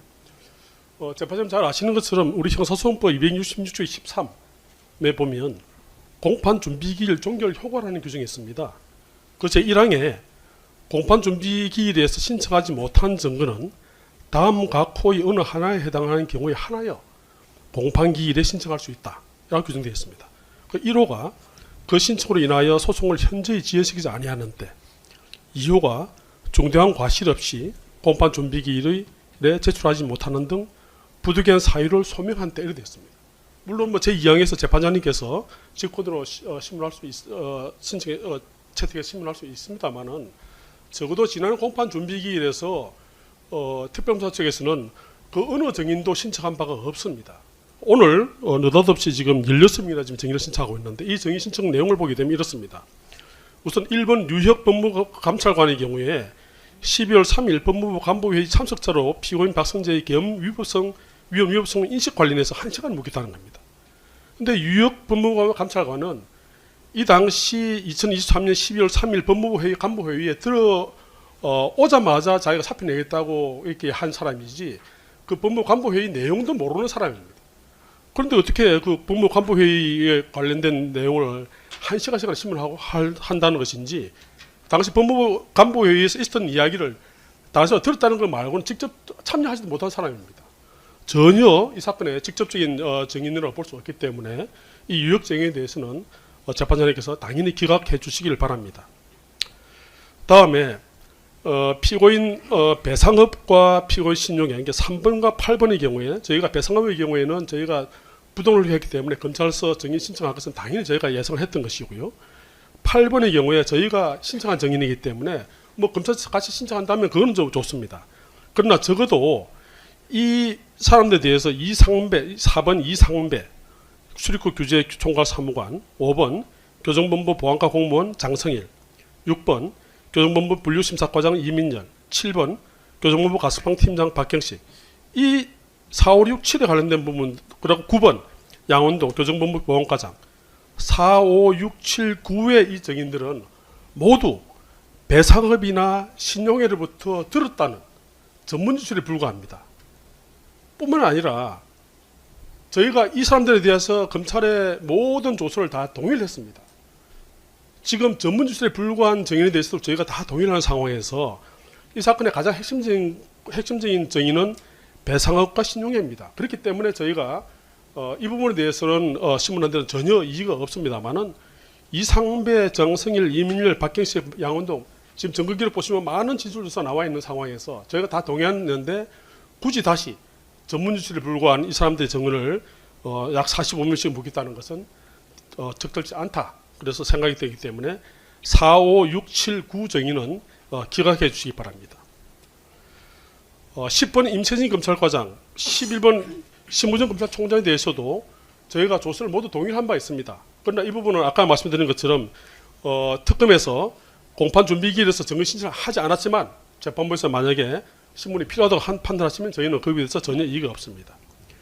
11번 한정화 법률비서관, 이 부분은 사실 안가회동 관련된 부분이고 저희 피고인보다는 아마 공동 피고인의 증인이 가깝습니다. 이 부분에 대해서도 저희가 특별하게 의견이 없습니다. 그리고 13번 김주원 민족수의 경우에는 저희가 증인한 증인이기 때문에 증언으로 채택해 주시길 바라고 저희도 특검의 의견과 같습니다. 그리고 14 이상민 행안부 장관, 15 김영희 영부인, 16 윤석열 전 대통령의 경우에는 재판장님께서 저희 판단하신 데 저희가 따르겠습니다.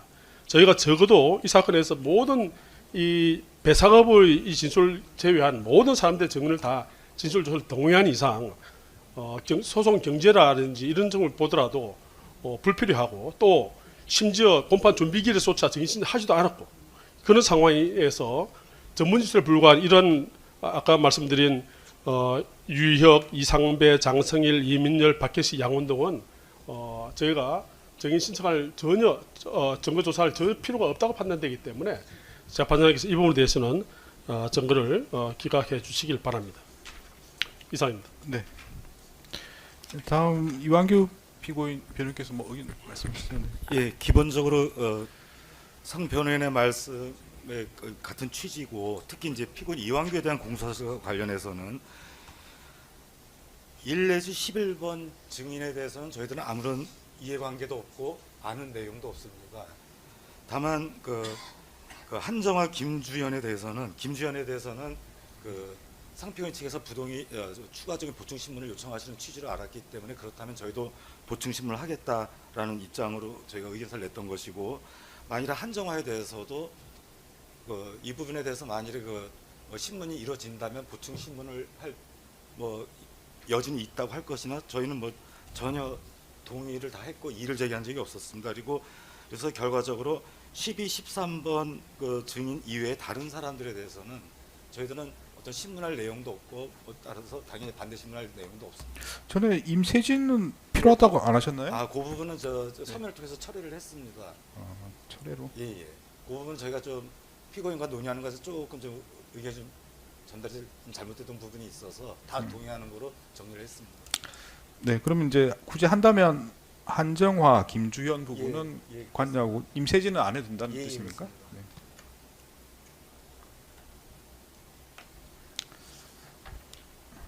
근데 지금 말씀하신 거는 1차 증인으로 돼 있는 것 같고요. 예. 뒤에 추가로 또 신청하실 예정이 있으신 거죠? 예, 공판 진행 과정에 따라 추가 2차 증인 예정되어 있는데 일단 그에 앞서서 일단 변호인께서 약간 오류를 말씀하신 게 있어서 저희가 조금 지적을 드리고 싶습니다. 네, 추가로 말씀하십시오. 네. 네. 저 2026년 1월 5일자 특검의 성면 중비 명령에 대한 의견서 제7쪽을 보시면 특검에서는 이미 변론 준비 기일에 이미 진술한 그 의견서에 신청할 증인 증거들에 대한 포괄적 의견을 밝혔고 네. 거기에 지금 저희가 증인으로 신청한 증인이 다 거의 대부분 다 포함되어 있습니다. 네, 그건 제가 말씀을 드리겠습니다. 일단 지금 공판 준비기일에 신청 안 했다고 부분은 사실은 제가 쭉 말씀드린 취지에 좀 어긋나는 내용. 제가 말씀드린 내용은 이제 여러 가지 이제 증거 의견을 다 듣고 그 후에 특검에서 입증 계획을 밝혀달라. 제가 계속 그렇게 말씀을 드렸거든요. 사실은 그는 제가 말씀드린 취지는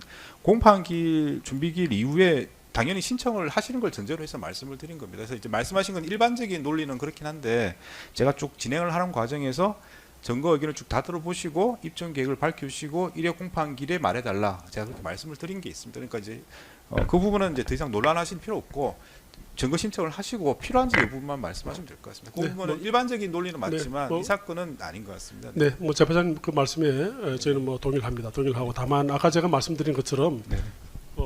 지금 저희가 이미 모든 검찰 조사를 다 동의한 상황에서 그 사람을 다시 불러가지고 더구나 그 사람이 피고로부터 직접 뭔가 지시를 받았다거나 직접 들었다는 사람이 아니라 제 3자로 들었다. 심지어 유효 같은 사람은 아예 그 법무 회의도 참석도 하지 않은 사람입니다. 이런 사람으로 하여금 뭐 법무 간부 회의에서 어떤 이야기가 있었다는 이야기를 갖다 단순히 전해듣고 하는 이야기를 과연 법적으로조차 할 필요가 있는지 뭐 그런 것 때문에 저희가 이 부분에 대해서 정의 신청이 필요가 없다는 말씀을 드린 것입니다. 예, 그런 걸 감안하셔서 제가 보면 저기 판단하신 대로 따르겠습니다. 예, 알겠습니다. 그런 내용 말씀하시면 제가 쭉 들어보고 뭐 재판부 협의해서 정하도록 하겠습니다. 혹시 뭐 더 하실 말씀 있으실까요? 네, 없습니다. 네, 없으시고.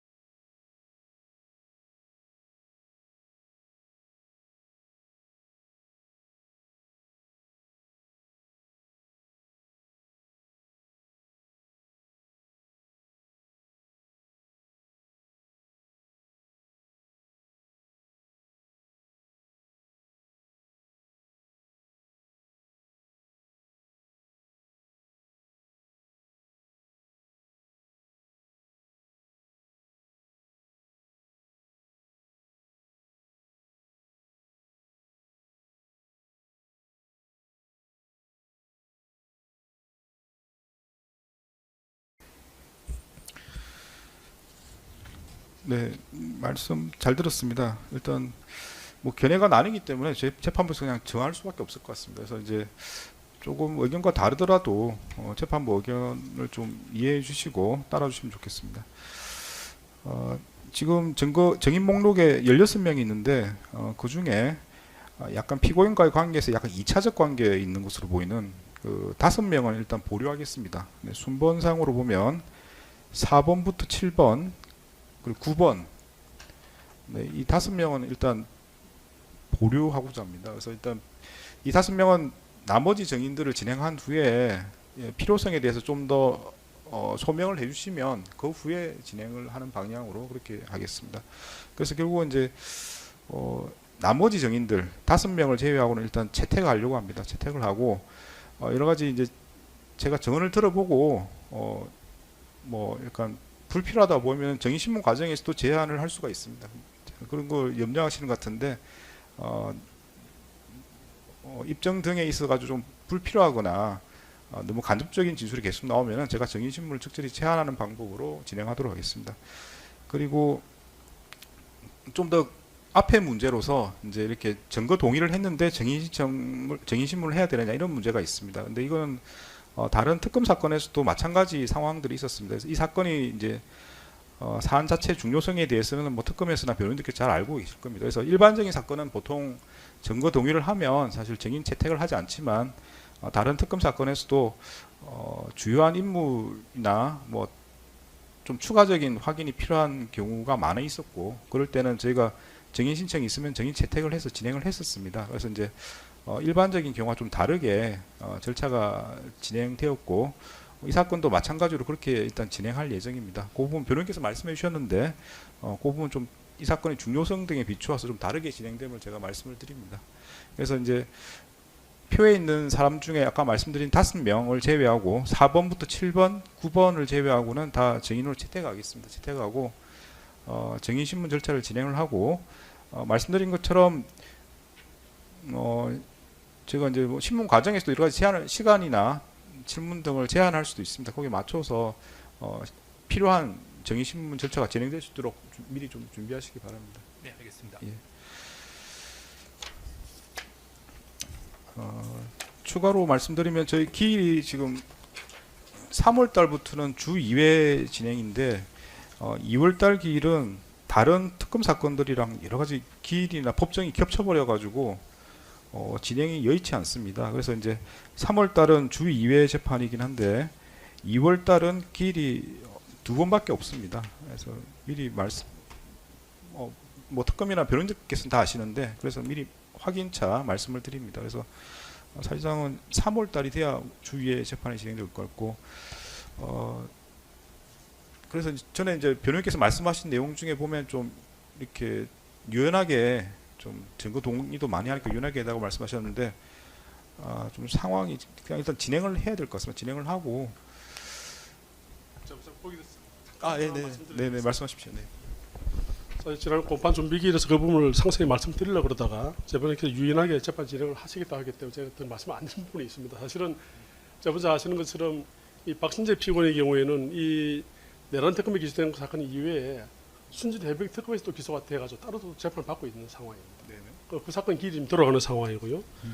예, 그게 지금 22 형사부에 지금 계속 중에 있습니다.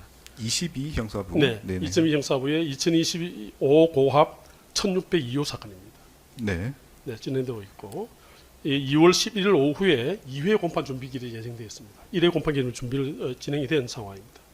그리고 저희가 이 사건 이외에 저희가 이제 재판장님께서 이렇게 진행하시기 때문에 월요일은 뭐 다른 특검이나 다른 어떤 사건들을 전부 다 빼버리고 순전히 재판장님 이 사건에 관한 기일을 다 빼놨습니다만은 목요일의 경우에 뭐 저를 비롯해서 여러 변호인들이 이 사건 이외에 다른 민사 사건이라든지 여러 사건들이 지금 이미 기일이 진행 중에 있는 사건이 좀 있습니다.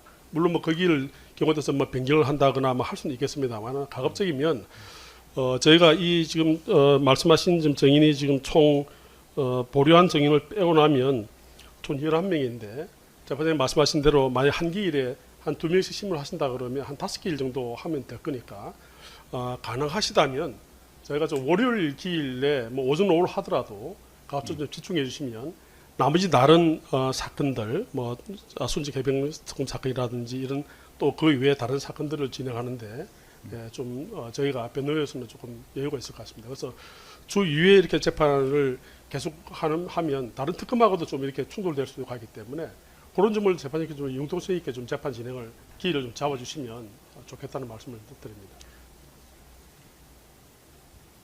일단 저희가 말씀드린 기일표에 보시면 시간이 오전 오후 다 포함되어 있습니다. 그래서 이제 저희가 정의신문을 하더라도 오전 오후 다 할 예정이고요. 기일이 겹치는 게 그럼 목요일 기일이 겹치는 건가요? 월요일 기일은 저희가 뭐 다른 사건은 전혀 지금 안 잡고 있는 상황이기 때문에 월요일 기일은 지금 재판장은 이 재판부를 위해서 저희가 오전을 다 비워놓을 수 있는데 목요일 기일의 경우에는 뭐 현재 진행 중인 다른 뭐 민사 사건이라든지 또 특검 사건 이런 사건들이 중복될 가능성이 있기 때문에 가급적이면 재판을 월요일로 좀 몰아주셔서 오전 오후를 다 해주시더라도 해주시면 어떻겠나 하는 생각입니다. 그래도 한다 하더라도 지금 지금 정인이 지금 9명이기 때문에 한 5기일 정도 하면 충분히 신문이 가능할 것 같고 그러면 적어도 한 3월, 4월 초 정도 되면 정의 신문 절차를 다 마칠 수 있지 않을까 생각이 듭니다. 그 2차 정인 신청이 있을 것 같은데 예, 2차 증인 추가 신청할 예정입니다. 그러면 거기는 몇 명 정도입니까? 지금 1차 증인들보다 많지는 않을 것 같은데요. 지금 뭐 재판장님 말씀하신 것처럼 보류하시는 5명 포함해서 공판 진행 경과에 따라 저희가 의견서를 추가로 신청하면서 2차 증인의 규모와 명단을 밝히겠습니다만 지금 변호인께서 말씀하신 일정으로 따라가기에는 5회기일 만에 증인신문이 끝나기에는 좀 턱없이 무질한 길 예측이 아닐까 싶습니다. 그래서 저희는 주 2회 재판이 되어야 그래도 이거 뭐 서정 조사도 해야 되고 CCTV도 봐야 되고 앞으로 뭐 향후 절차들이 많은데 증인신문은 좀 타이트하게 잡으시는 게 어떨까 하는 게 검찰 측 의견입니다. 물론 재판장님의 소송 지휘를 따르겠습니다. 지금 1차 정인과 2차 정인은 그 입증 주제에 따라서 나뉘는 건가요? 예, 지금 뭐 저희 의견서에 기재한 바와 같이 뭐 지금 김건희 관련 수사 무마 그리고 당정대 회의와 그에 따른 계엄 정당한 문건 관련해서 좀 추가로 신청할 증인들이 있을 예정입니다.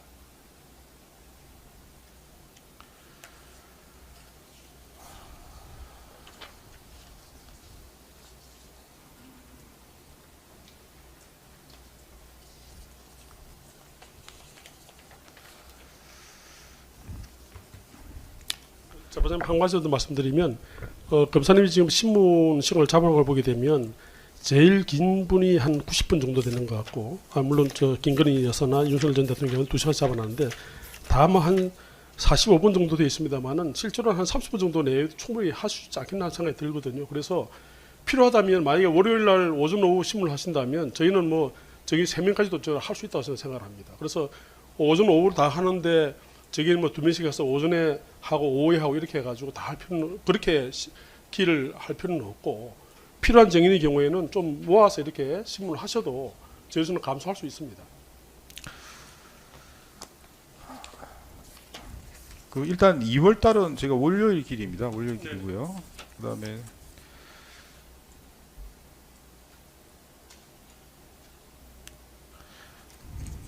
일단 1차 정의는 뭐 일단 정해진 대로 한번 진행해 보겠습니다. 말씀하신 것처럼 하루에 3명을 해서 뭐 기일이 충분히 신속하게 진행이 되고, 근데 2차 정인 자체를 제가 확인해 보고 실질적으로 뭐 기일이 문제 없어 보이면 그때 하는 게 맞지 않을까. 왜냐면 제가 이게 특검법상 아시겠지만 6개월인데 이게 판결 선고까지 들어갑니다. 그래서 이제 사실 뭐 판결 선고하는데도 굉장히 시간도 많이 걸리기 때문에 기록이 방대해서, 그래서 변론 종결까지만 하면 뭐 말씀하신 것처럼 뭐 그렇게 계산할 수 있을 것 같은데, 뭐 선고까지 생각하면 더 많은 시간을 저희가 여유가 있어야 되기 때문에 죄송하지만 좀 그냥 진행을 해보고 1차 아까 11명 한번 진행해보고 그때 이제 뭐 그러면 이제 2차 정인이 대충 윤곽이 나올 거고, 그 다음에 이제 대충 어느 정도 진행 길이 필요하다가 나올 것 같습니다. 그러면 2차 정인 때는 뭐 목요일을 좀 줄여서 하든지 아니면 뭐 빼든지 그때 가야 뭔가 좀 정할 수 있지 않을까 싶습니다. 만약에 목요일 하신다 하더라도 시간대를 조금 정리를 해줄 수 있으면 저희가 충분히 협조할 수 있는 것 같습니다. 그러나 이 사건에 시간 제가 되면 어떤 시간? 시간에 지금 예를 든다면은 길을 말씀드리면 네네. 3월 5일의 경우에는 오전 오후 2시 10분에 지금 재판이 하나 있는 것 같고요. 3월 12일에는 지금 오전 11시 20분과 오후 3시 반에, 오전 11시에도 하나 있고 오후 11시 20분에 있고 3시 반에 있는 상황입니다.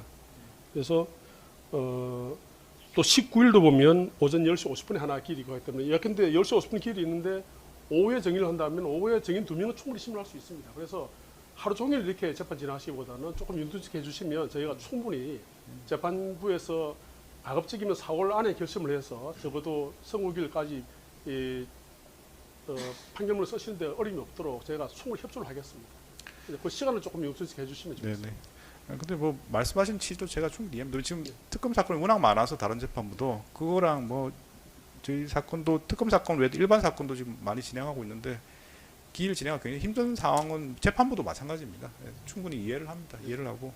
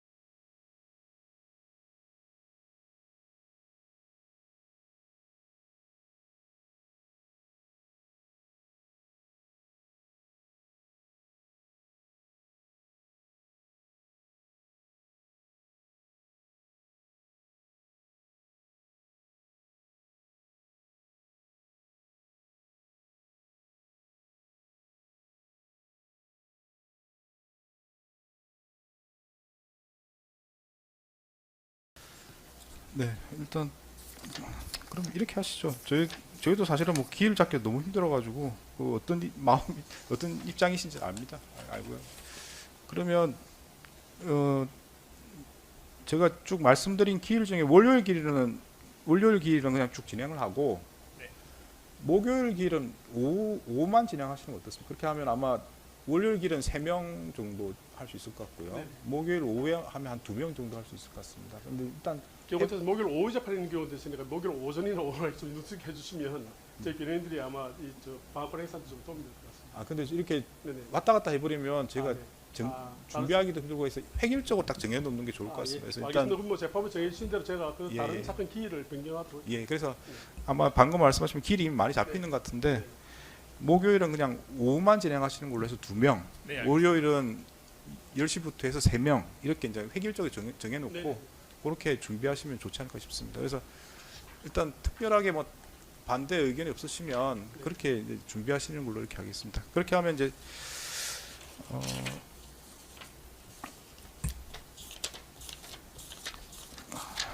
네, 그럼 이제 표에 나와 있는 순서대로 쭉 진행을 할 텐데 뭐 일단 진행할 대상자들이 정해졌으니까 한번 이렇게 조금 더 정리를 해주시면 좋을 것 같습니다. 그래서 이제 근데 길도 다 정해놓았으니까 네. 그리고 이제 월요일은 3명, 목요일은 2명 이렇게 정했으니까 거기에 맞춰서 좀 정리를 더 해주시면 좋을 것 같습니다. 그래서 알겠습니다. 지금 예상되는 진행은 이제 다음 길은 순번 1, 2, 3번을 불러가지고 네, 정인 신문을 진행하겠습니다. 그래서 지금 이제 5명을 제한 11명은 다 정인으로 채택하고요.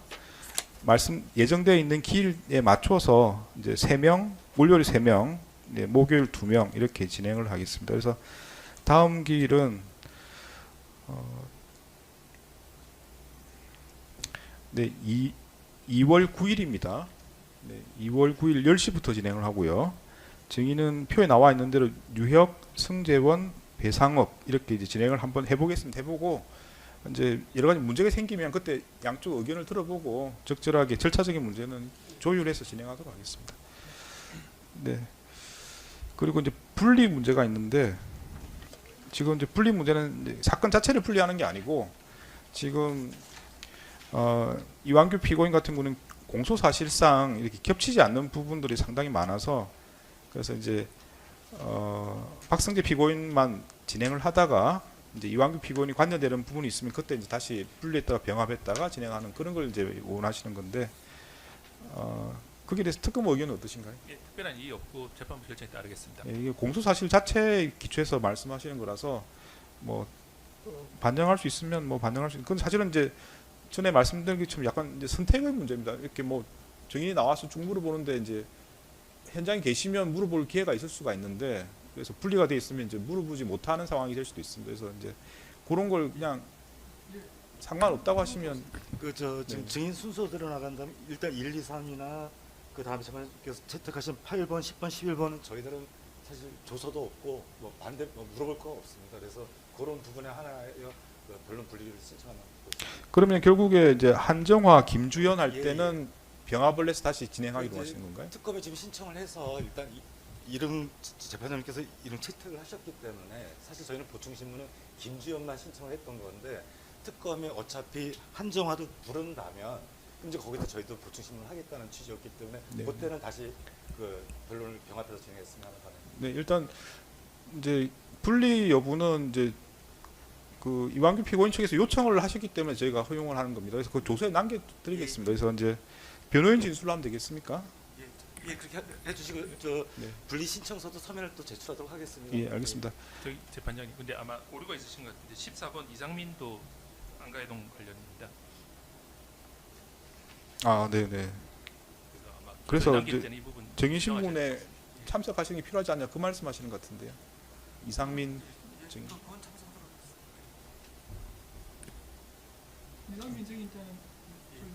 그럼 3명 맞습니까? 예, 그렇습니다. 네, 3명. 네. 그러면 그 이완규 피고인 변호인 진술로 네. 공판 변론을 분리해서 진행하기를 원하고 예정된 증인 중에 한정화, 김주연, 이상민 증인 신문 시에는 병합을 해서 증인 신문에 관여하기를 원한다. 예, 그렇습니다. 이렇게 정리하면 되겠습니까?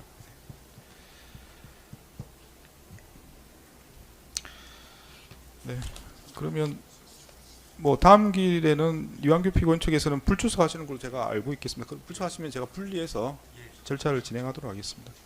네, 공소 사실을 보면 사실은 지금 박승재 피고인과 이완규 피고인 사이에 이제 이렇게 접점이 있고 관계 없는 부분들이 있습니다. 그래서 지금 관계 없이 진행되는 부분에 한해서는 이제 분리해달라는 취지이고, 뭐 공소 사실에 비추어서 뭐 타당한 요청이라고 보입니다. 그 신청에 맞춰서 네, 분리해서 진행할 예정임을 말씀을 드립니다.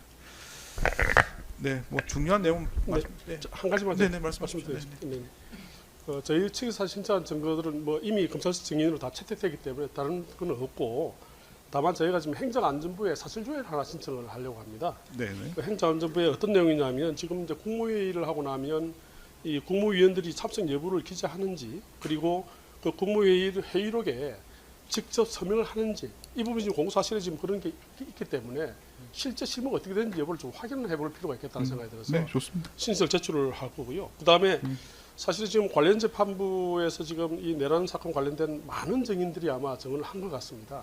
그래서 저희가 제가 확인을 한번 해보고, 제가 지금 기록을 확인할 수 없기 때문에 필요하다면 지금 현재 그 윤석열, 김영현 또는 이상민, 한덕수 이 재판부의 재판 진행 상황에서 어떤 증인들이 했던 그 증인 녹취록, 저희가 기록상 혹시 필요하다면 그 부분의 증인 녹취록에 대해서 기록 인정 등부 송부 촉탁 신청을 하도록 하겠습니다. 네. 아마 재판부에서 아마 판단해 보시고 저희가 필요하다고 판단하시면 그걸 채택해 주시면 되겠습니다. 네. 재판부의 기본 입장은 그렇습니다. 특검이든 변호인이든 이 사건의 중요성에 비추어서 필요한 신청이라고 보이면 다 진행할 예정입니다. 다 네. 진행할 뭐 특검에서 신청한 증인도 마찬가지고요. 그리고 변호인께 신청한 여러 뭐 사실조회든 뭐 송부촉탁이든 다 마찬가지입니다. 그래서 다만 이제 재판부에서 이렇게 다 하나하나 체크를 못 해드리기 때문에 필요한 시점이 되면 그때 말씀해서 진행을 하셔야 됩니다. 뒤에 이제 늦게 되면은 저희가 못 해드릴 수도 있기 때문에 미리 적절한 시점에 신청을 하시고요. 뭐 사실조회도 좋습니다. 그리고 송부촉탁도 필요하시면 신청하시기 바랍니다. 네. 네, 혹시 뭐 추가로 하실 말씀 있으신가요? 없습니다. 없으시고. 네, 말씀하십시오. 아까 특검에서도 말씀을 하셨는데 그 대통령실 CCTV 영상 그게 지금 비밀이라고 그래가지고 저희들이 지난주에 잠깐 열람만 했습니다. 열람을 해서 뭐 그 과정을 좀 기재한다고는 했는데 지금 특검에서는 그 CCTV에 대해서 뭐 저 아까 그 검증도 하신다고 하신 것 같고, 예. 그런데 저희들이 뭐 비밀이 해제됐는지 여부까지는 저희가 확인은 못했습니다만은 도저히 비밀이라고 볼 수 있는 내용이 아닌데 그걸 비밀이라고 하면서 저희들이 그 뭐 해줄 수도 있을지 모르니까 외장하드를 준비해 와라 그래서 외장하드까지 가지고 갔는데 그 현장에서 기각되었다 그래서 저희들이 그걸 등사를 못했습니다. 네. 그런데 이 사건에서 굉장히 중요한 증거고 저희들이 그 CCTV 영상을 분석함으로써 저희들한테 유리한 증거를 체증할 수도 있고 그럴 수 있을 것 같은데 그것들을 지금 저희들이 볼 수가 없고, 그리고 사실 그 증거조사 과정에서 공개재판에서 지금 그걸 검증을 한다, 설정조사를 한다라고 하는데도 불구하고 하면서도 그게 비밀이다라고 하면서 등사를 안 해주는 것이 과연 맞는지 이제 그 부분에 대해서 저희들이 좀 이의를 제기하고 재판부께서 그 부분에 대해서 좀 적절한 소송 지휘를 좀 해주셨으면 좋겠습니다. 네. 그 대통령 집무실 대접견실의 CCTV 이제 말씀하시는 것 같은데 이제 대접견실 CCTV죠. 복도도 있는 것 같고, 네. 그 부분은 이제 제가 알기로는 그게 이제 비밀 해제가 된 걸로 알고 있습니다. 근데 복사에 혹시 문제가 있으신가요? 어떻습니까? 일단 이 부분은 저희가 어차피 지금 말씀드린 게 인적 증거에 대한 정보조사 이후에 서정조사 기일에 문제되는데 아직 시간이 많이 남은 것 같습니다. 제가 좀 검토한 후에 저희 측 의견 따로 밝히도록 하겠습니다. 네. 이제 기존에 이제 다른 사건에서는 그 당시에 이제 비밀로 돼 있었던 것이고 그 후에 이제 비밀 해제가 되긴 하였습니다. 해제하였는데 지금 아마 그 해제하면서 이렇게 좀 조건들이 붙은 것 같고요. 그래서 아마 그것 때문에 검토를 하시는 것 같습니다. 그래서 이제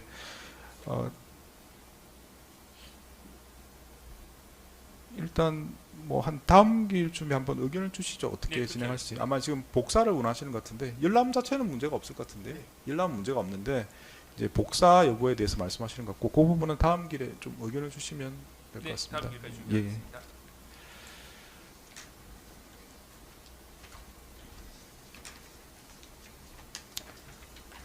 네, 뭐 다른 의견은 없으시죠? 그러면 네, 다음 기일에 오전에는 누구 순서를 하시겠습니까? 뉴욕부터 하시겠습니까? 예, 순서대로 진행해서 합니다. 예. 순서 이제 그러면 2시는 성재현, 4시는 배상업 뭐 이렇게 잡아야 될 것 같은데 그 배상업은 시간이 좀 모자랄 것 같네요. 90분을 주신문 하시면 지금 게다가 또 피고인 같은 시간을 하시게 되면은 자, 부장님 사실 이 부분 제가 의견을 잠깐 말씀드리겠습니다. 지금 만약에 유혁, 성재현, 배상업 한 세 사람을 정의심을 한다면 이제 가장 핵심적인 인물은 배상업입니다. 왜냐하면 피고인이 중의문 종사했다는 그 핵심적인 정의이기 때문에 그렇습니다. 그래서 가급적이면 이 배상업 정의는 오후에 전체 좀 시간을 할애해 주시면 좋겠고 2시부터 이 유혁과 성재현은 사실은 특히 아까 말씀드린 것처럼 아예 회의에 들어오지도 않은 사람입니다. 유혁은 성재현은 회의에 들어왔습니다만 그래서 이 오전에 충분히 두 사람을 신문을 하셔도 아마 충분하지 않겠나 하는 생각이 듭니다. 저희가 사실 반대말 신문할 내용도 그렇게 많지가 않습니다. 네네.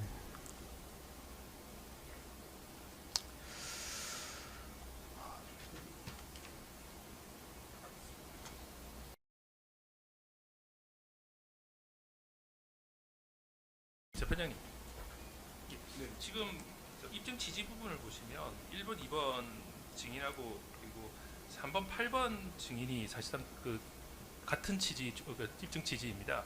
그래서 첫 기일이니만큼 첫 기일에는 뭐 증인 2명만 신문하고 그 다음 기일부터 재판장님 말씀하신 것처럼 3명으로 진행하시면 어떨까요?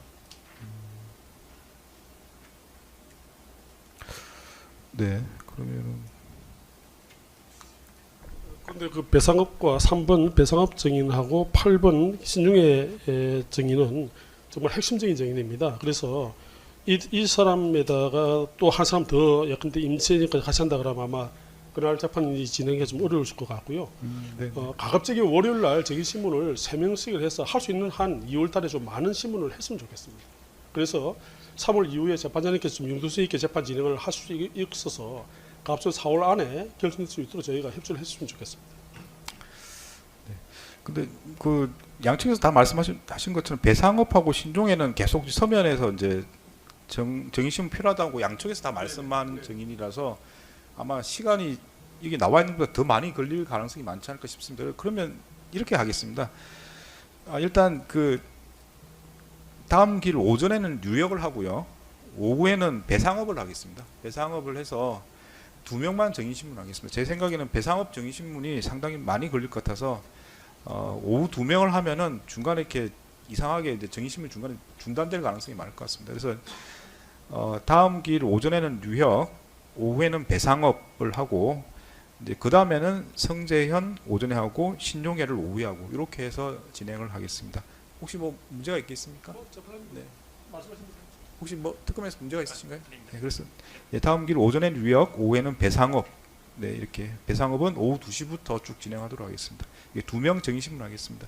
말씀드린 것처럼 일단 저희도 사실은 사건들이 많아가지고 사실 기일 진행은 굉장히 좀 곤란한 상황도 좀 있습니다. 그래서 이제 일단 이렇게 한번 진행을 해보고 생각 외로 이제 뭐 시간이 많이 걸리고 기일이 좀 지연된다든지 그리고 2차 정인이 생각보다 많이 신청이 되고 필요하다고 보이면은 다시 기일을 조정할 수도 있습니다. 그래서 이제 뭐 더 좀 재판 기일이 필요하게 되면 더 좀 빡빡하게 돌아갈 수도 있습니다. 그건 이제 제가 사정을 보고 계속 말씀을 드리고 의견 듣고 정하도록 하겠습니다. 네. 네, 그러면 필요한 내용은 제가 생각엔 다 말씀드린 것 같은데 혹시 뭐 하실 말씀 있으신가요? 네, 없습니다. 없으시고 혹시 하실 말씀 있을까요? 네. 예, 더 하실 말씀 없으시면 오늘 공판은 여기서 마치도록 하겠습니다.